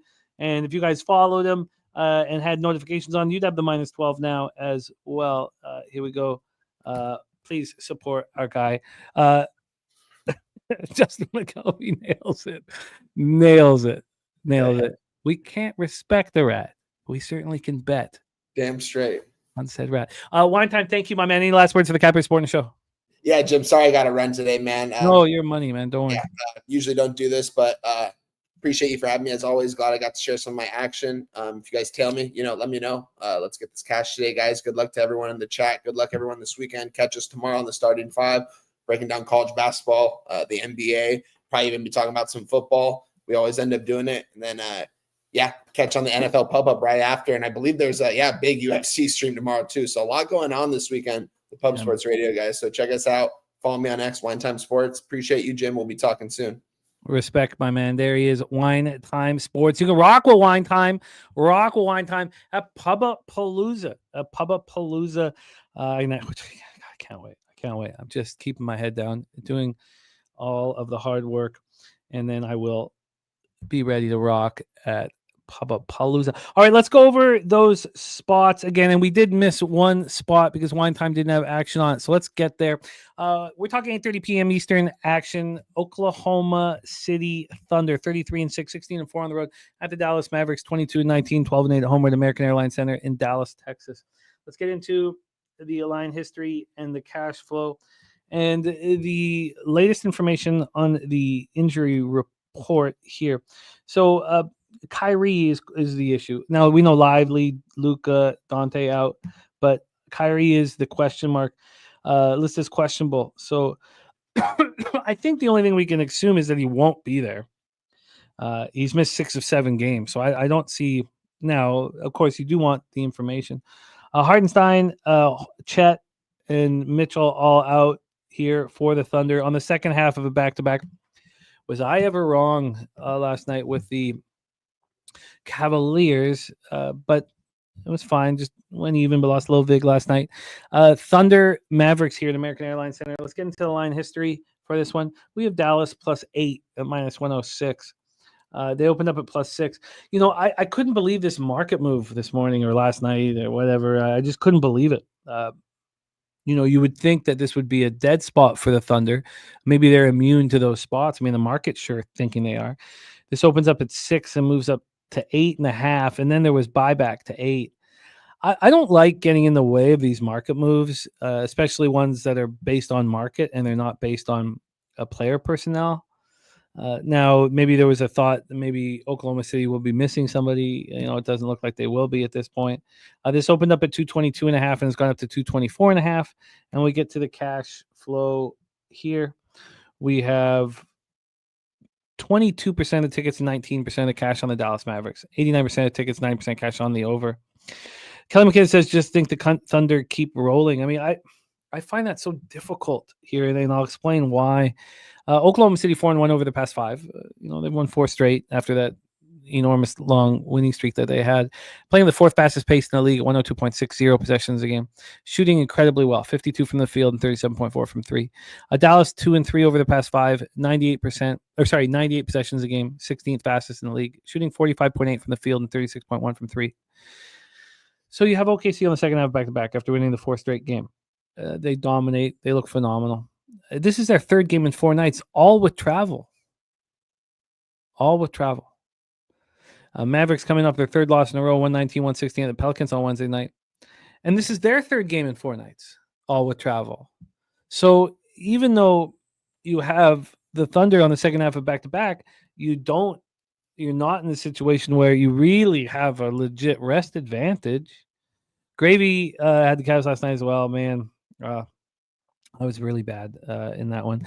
Rick J on Ant over 3.5 threes says all the Kings players props cash last night. Ant over 3.5 threes. Justin McKelvey saying that Dallas has issues. I want to fade the Thunder badly, but there's no real rest situation as Dallas been traveling, and the market. I'm not going to ever, almost never. Like I actually might for the Timberwolves spot, but I'm gonna have to study that for longer. But I'm almost never gonna say, this is me in NBA. This is how I work. And only 2 seasons of the 8 have I been negative, which is too many in NBA. But I beat NBA, and I don't beat it by enough, and I'm trying to figure out how to beat it by more. And I don't think that I'm smarter than the NBA or the market for NBA. In hockey, there'll be spots where I will think that, but not in basketball. So who am I to say that this 2.5 point move doesn't make sense? Now you could say that the 2.5 point move, there was maybe a suspicion that the Thunder would rest somebody after the first half of the back-to-back. But I'm just not that person. So as much as I would like to be on the Mavericks here, I don't see how I would. But this is certainly Mavericks or nothing for me. So it looks like it might be nothing. Let's roll on here for Memphis, San Antonio. Memphis 26-15, 11-10 on the road at the San Antonio Spurs, 19-20, 12-9 at home at Frostbank Center in San Antonio, Texas. This is our Pubba Palooza 3 shirt right here. I've seen the Pubba Palooza 4 shirt. I can't wait to wear it. Kripke says, I think the Cavs could cover it. So do I. And then Textile says Kyrie might play, could have caused the move. I mean, he hasn't played in 6 or 7 games, Tex. So, I mean, again, you would need some inside information, which I don't have. So let's lock this one in here for Grizzlies Spurs. So we've heard wine time moving on the Spurs. We know these two teams played here in San Antonio on Wednesday. I went through that game and I didn't watch it. So that does take away, any kind of angle that you would have on it. But I did spend time studying the box score and studying the numbers. I was like, where was the advantage that the Grizzlies had? Because they won by 14, 129-115 in San Antonio on Wednesday. And there was only one spot. Everything was even in that whole game. It was paint. Points in the paint. And you have this idea in your head that the Spurs have Wemby. Yeah, but that toothpick doesn't want to be in the paint. They got dominated in the paint, 62-42 in that basketball game. It's a problem. Shoan is out. Ja is going to play, and then Marcus Smart and Williams are out for Memphis. And then Justin saying that Ja putting Wemby on the poster is clutch, especially since the dunk didn't count. Yeah, the picture looks phenomenal. It certainly does. And the Skunt Bag 5-unit play of the day, Iowa +7. Iowa +7 says Skunt Bag. Of course, Skunt Bag said Thunder last night, and I should have listened. So let's go here. We have Memphis playing at third fastest pace in the league over the last little while. 102 over the last 5 games, 102.8 possessions a game, 3 and 2 over that stanza, shooting the ball really well, 48.4 from the field and 38.2 from 3. The Spurs 1 and 4 over the past 5, 11th fastest pace, 44 from the field and 33.5 from 3. They're not shooting the ball very well. Let's take a closer look at this line history here and the cash flow. This total's at 238. It's come down from 239, but that doesn't tell the story because this got up to 241 a couple different times. So it is now at 238.5. We had a half-point move to the under. I feel so uncomfortable around Grizzly totals. I have a real problem with them. I mean, they just skyrocket over at times. And we're talking 260 points are scored in some of these games. And I find it hard to... a lot of the spots where the Grizzlies soar over, it's their bench erupting, and I find it very difficult to quantify. We have 75% of tickets, 75% of cash on the Grizzlies, 69% of tickets, 71% cash on the under. Then you have to ask yourself, because in these spots where you have 2 games in the same barn, I want to back the team that lost in the first game, but do I? I don't know. I don't know if I want to. Kripke says Grizz own the Spurs. Not sure Spurs get the Rebenga. And if this is Spurs or no bet, while I understand the plan for one time, and it's a good plan, it works really well in NHL. You have 2 teams playing, and you're like, well, if this team that I'm betting on loses here, I'm gonna make that money back when they play X in 2 days. Now these teams are the same teams. Playing the same teams again. Or the 2 teams are playing again 2 nights later. I don't find it appealing enough to trust the Spurs' heart. Are the Grizzlies a runaway train? I can understand Wine Time where he's at, but I don't find it appealing. What I may find appealing is Wine Time spot on Brooklyn here. Nets, Lakers. We have D'Angelo coming back. Finney Smith not in the lineup. And Lakers are scuffling. Now they snapped their 3-game losing streak with a 117 win at home over Miami on Wednesday. They had the time off as they were dealing with the wildfires. Of course, affected JJ Redick. Let's get into the line history and the cash flow. This is our final game on the card here. We have a total of 217.5. It's minus 107 to the over. Opened up at 217.5. So we've had no movement. There has been, 7 cents of movement towards the over, but it hasn't changed off that number. From a cash flow standpoint, we have an 11 now. This has come down from 11.5.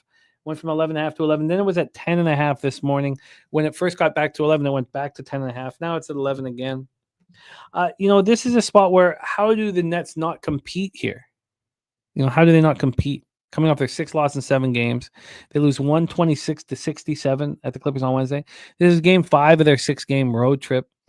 Their compete level has to be up. And when we saw them play well and beat Portland by double digits before they, showed nothing in that game on Wednesday. So it is their 3rd game in 4 nights, which is tricky, but they basically took the last game off. You have to think after getting embarrassed in this arena on Wednesday that they'll have something to say for it on Friday. You have to think that.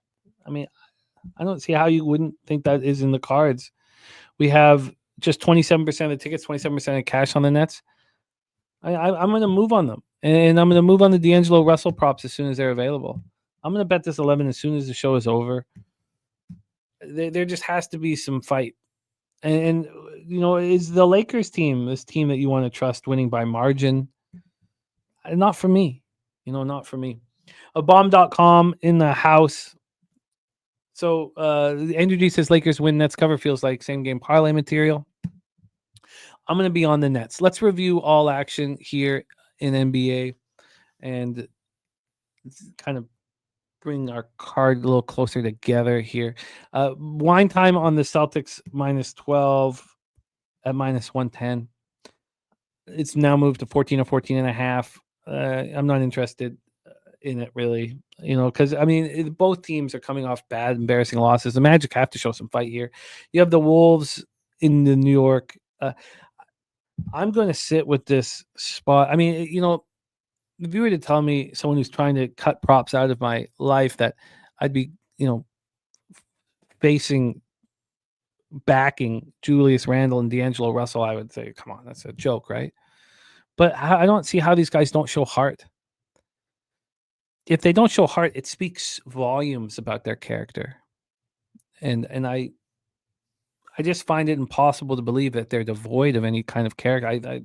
So Randall, and again, though, if you see me on the Timberwolves, Randall PRA over 1.5 threes, that will be at 200 a pop, not 250. I cannot have 750 invested in this. I can't. So 600 will be my limit. So I'm very interested in those 3 spots. Nuggets Heat. I just, the dog to favorite is a very profitable angle. And it looks like that's going to happen especially now that Jokic is expected to be announced in here any minute. I still don't find it appealing. I find the Heat a tricky team to cap right now with all of the Jimmy Buckets nonsense hanging over them. I think the Bucks smash and grab the Raptors. But the problem is the Bucks' 3rd game in 4 nights. Now, I know all at home. They're dominating their opposition. Are they ready to step? This isn't. We talk about this so often that when you now the Raptors are in a terrible situation, obviously, with that victory at home over the Celtics. But this is the problem here: is that when you're taking a team that's a double-digit favorite, you need to be able to know that there's accountability, and usually that is only existing if the team is coming off of a loss. That they're angry and they don't care how bad the team on the other side of the floor is. They're going to smash and grab. How could the Bucks not be fat and happy? Because of that, I'm pretty comfortable staying off of it. Jazz, Pelicanos. It would be Pelicans or nothing. And even that is not appealing to me at all. We have our guy Wine Time on the Hornets money line and Sweaty Butcher on the Bulls minus 4.5. I can understand both cappers and their thoughts around it. It doesn't appeal to me. The Thunder Mavericks spot also, it's Mavericks or nothing. But as I said, I'm not going to sit here and go, it's Mavericks or nothing. But I'm not going to say this 2.5 point move is stupid. The books don't know what they're talking about. Rick J says was on Randall's points for a minute, but it's usually either him or Ant that covers and not both. You have to think, if the Dallas Mavericks like Julius Randle, which we think maybe they don't, but if the players like him, aren't they going to feed him? Don't they want him to succeed in this spot? Don't they care about it? It's going to be a not enjoyable basketball night watching this stuff bang out. We have Spurs money line for wine time. I don't know really. It makes sense that the Spurs will bounce back, but it's not like the Grizzlies, were out partying too much in San Antonio. It's up to 20.5 now, says the Juice. Yeah, I feel that. Zachary Reese, Kong smash play of the week, by the way. Reese plus 160. He cashed a plus money banger last week. Kong's clip smash play of the week is Zachary Reese. And then the Nets plus 11. I'm going to bet that as soon as the show's over. It's Spurs. Why am I not on the Spurs? Why would I not be on the Spurs? Let's just quickly revisit that. The Spurs have gone from +2 to +2.5. So a half point move. And we have 75% of tickets, 75% cash on the Grizzlies. And some bigger bets have been on Spurs money line. I might get there. I might get to the Spurs with some fight back here, but I am hesitant fading the Grizzlies at all times. I think they're a little better, than their numbers indicate. But I'm going to look at the Spurs game a little longer. All right. Dom Play took Youngstown State with the extra points. I love it. Let's review all action here on today's show and put a bow on the festivities. Let's also give a shout out to Kong's clips. That's a plus 160 banger for the smash play of the week from our guy Kong.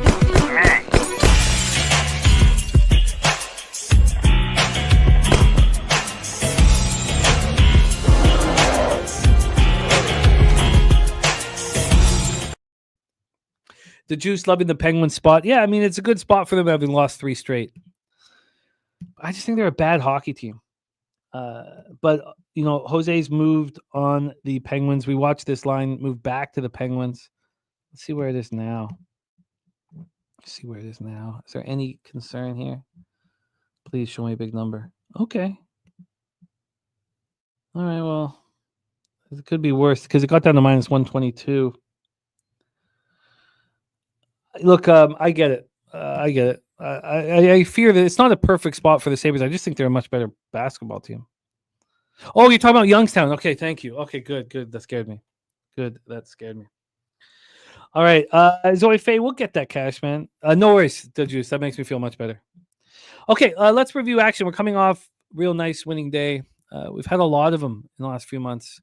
Been real nice since October, but we need more. So let's deliver it tonight. I'm on the Sabres -1 at plus 121. I think I got plus 121, I believe. Maybe it's plus 119. I think it might be plus 119, but I know I got minus 135 on the money line part of it, and I got plus 180 on the puck line part of it. Rod Zawacki's on Vegas money line. And he's got the right reasons to be on it. It's just we saw this huge move towards Carolina. It's come back a little bit, but they opened up at minus 136. They're at minus 154 right now. They got up to minus 160 before there was buyback. And Rod Zwicker saying Vegas 5-1 is a dog last 6, and that one loss was in a shootout. So let's roll on. We have plays of the day from Ron Crawford, Timberwolves, Golden Knights, and Youngstown State. Then we have Gerald Jones on VCU minus 1.5. In college basketball, Cab gave us Wooga Poplar over 15.5 points, and CMAC gave us Eric Dixon over 2.5 threes. Daby Cab moved on that as well. I have some interest in Green Bay. I'm going to study that market a little more. Daby Cab moved on the Hoosiers plus 7.5. The respect play of the day is DePaul first half plus 5. The Youngstown State interest from everybody I'm going to look into. A wine time on UCLA. here, but then we heard from Skunt Blaster play of the day is on Iowa +7. Stacks play of the day number 1 is UCLA over 152.5. Stacks play number 2 is the over in the Heat game. And New Mexico State's another spot that I'm going to look at more, but there wasn't like real slam dunk spots here that everything correlated. In the college football championship, Wine Time is on the under 46.5 and Notre Dame team total under 17.5. Cab's on the under 46.5 and Trey Henderson longest rush. We'll see if he makes that. If he makes that appealing, or sorry, if he makes that official. Saturated wondering if any of us are on the Illini this weekend in East Lansing. We will be talking about that spot heavy on tomorrow's starting 5 show. Yes, OFA NHL is coming around, but we need more winners there. And then we just talked NBA. So that is our show for today. That gets our weekend started here. I'm really excited about what we're doing here. So much is on the line with our action. These aren't picks or plays. These are bets. And the need to succeed is enormous. We also have a meetup in 2 months in San Antonio that I'm so excited about. And then one other thing for sports card collectors, we have our huge card show, our next card show. The first one was a huge success. This is our second one. We haven't finished all the tables. There's 5 or 6 tables left, but they're 95% sold. If anybody's looking to get a table for the card show, please just email us at pubsportsradio@gmail.com. Also, we have a deal with a bunch. Oh, and Vince Young going to be there, which is dope. We have a deal with a bunch of books here. We have that on our website. They're all illegal American books. And hit the link. Check out which ones work for you. It helps us a lot. And we don't get 1 cent from anybody's losses. There's some companies that do. We don't. We get a bonus if someone signs up. So it does help the channel very much if you're looking to help us out. We had a great show today. Spoondog gave us New Mexico State -3, -118, and Youngstown State. Spoondog making his betting with the bag debut. There's Mally Mal in the house. Peaceful Looter, Justin McKelvey, Kelly McKinnis, Zoe Faye, Robert Franklin, Saturated, Kong's Clips, Da Juice, Rick J, Crip Key, Kong's Clips, Andrew G, Bomb.com, Gravy Bets. Thank you guys so much for rocking with us. Truly thank you. There is no $50 race today, but a $100 race on Thursday. We're going to have a $100 race on Thursday. Thank you to all that support the show. We need it. We need all the support we can get. And I'm very excited to sit here now and put together my action. It's my favorite part of the day when I get because I copy and paste all of your guys' notes throughout, and then I have this worksheet. One thing you guys can do if you're looking for your own worksheets for the show is know that before every show, and this I think can be helpful. I'm sure some of you guys do this, but if you go to the video description, you will get every single game that we're talking about in the order that we're talking about. If you copy and paste that schedule onto a worksheet, you've already got your worksheet all set up. Now that you would need to do this on computer, all then you need to do is add the notes under each game. It's part of the reason why I've done it that way, so that anybody can just copy and paste that, put it on your worksheet, and you have a built-in worksheet that you can just add the notes in underneath. So there you go. Thank you, Nate. Thank you, guys. Thank you so much for supporting the show. Let's go out there and get that cash. We have a huge weekend ahead of us that I'm so excited about. First off, of course, we have the starting 5 show, which rolls into NFL Pub Hub, which then rolls into our huge UFC show. And then remember this, on Sunday night, we have Ravens Bills right here. Yeah, Rick J, it's very, I think I always thought that it would help out the cappers. So that's the reason why I did it. So know that before every single show, if you go to the description, you'll get the entire list in order of every game we're capping. And again, if you just copy and paste it onto a worksheet, then you have it all set up where you just add your notes underneath each game. Mally Mal making moves here. Thank you for sharing that with us, Mally Mal. I will copy and paste that.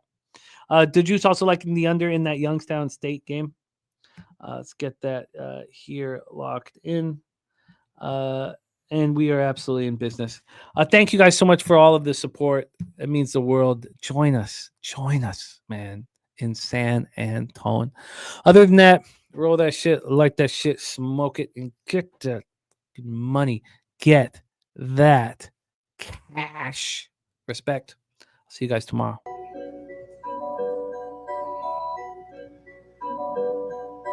Pub Sports Radio's the crew, that's a fact. We all about bread, making bank accounts fat. Who the hell is that? LJ from the H, I stack green like Boston. Shout out to Nasty Nate from down south, where we ride on slab. 420 highway smoking with that boy Daby Cab. Swing by Dallas with them Cowboy fans so we can smoke out J Money, cause you know that's our mans. Us against the bookies, put money in our pockets. Fly out to Vegas, meet up with Ski Profit. Hit the sports books, we got money to stack. Can't forget them college picks with that boy Conor Mac.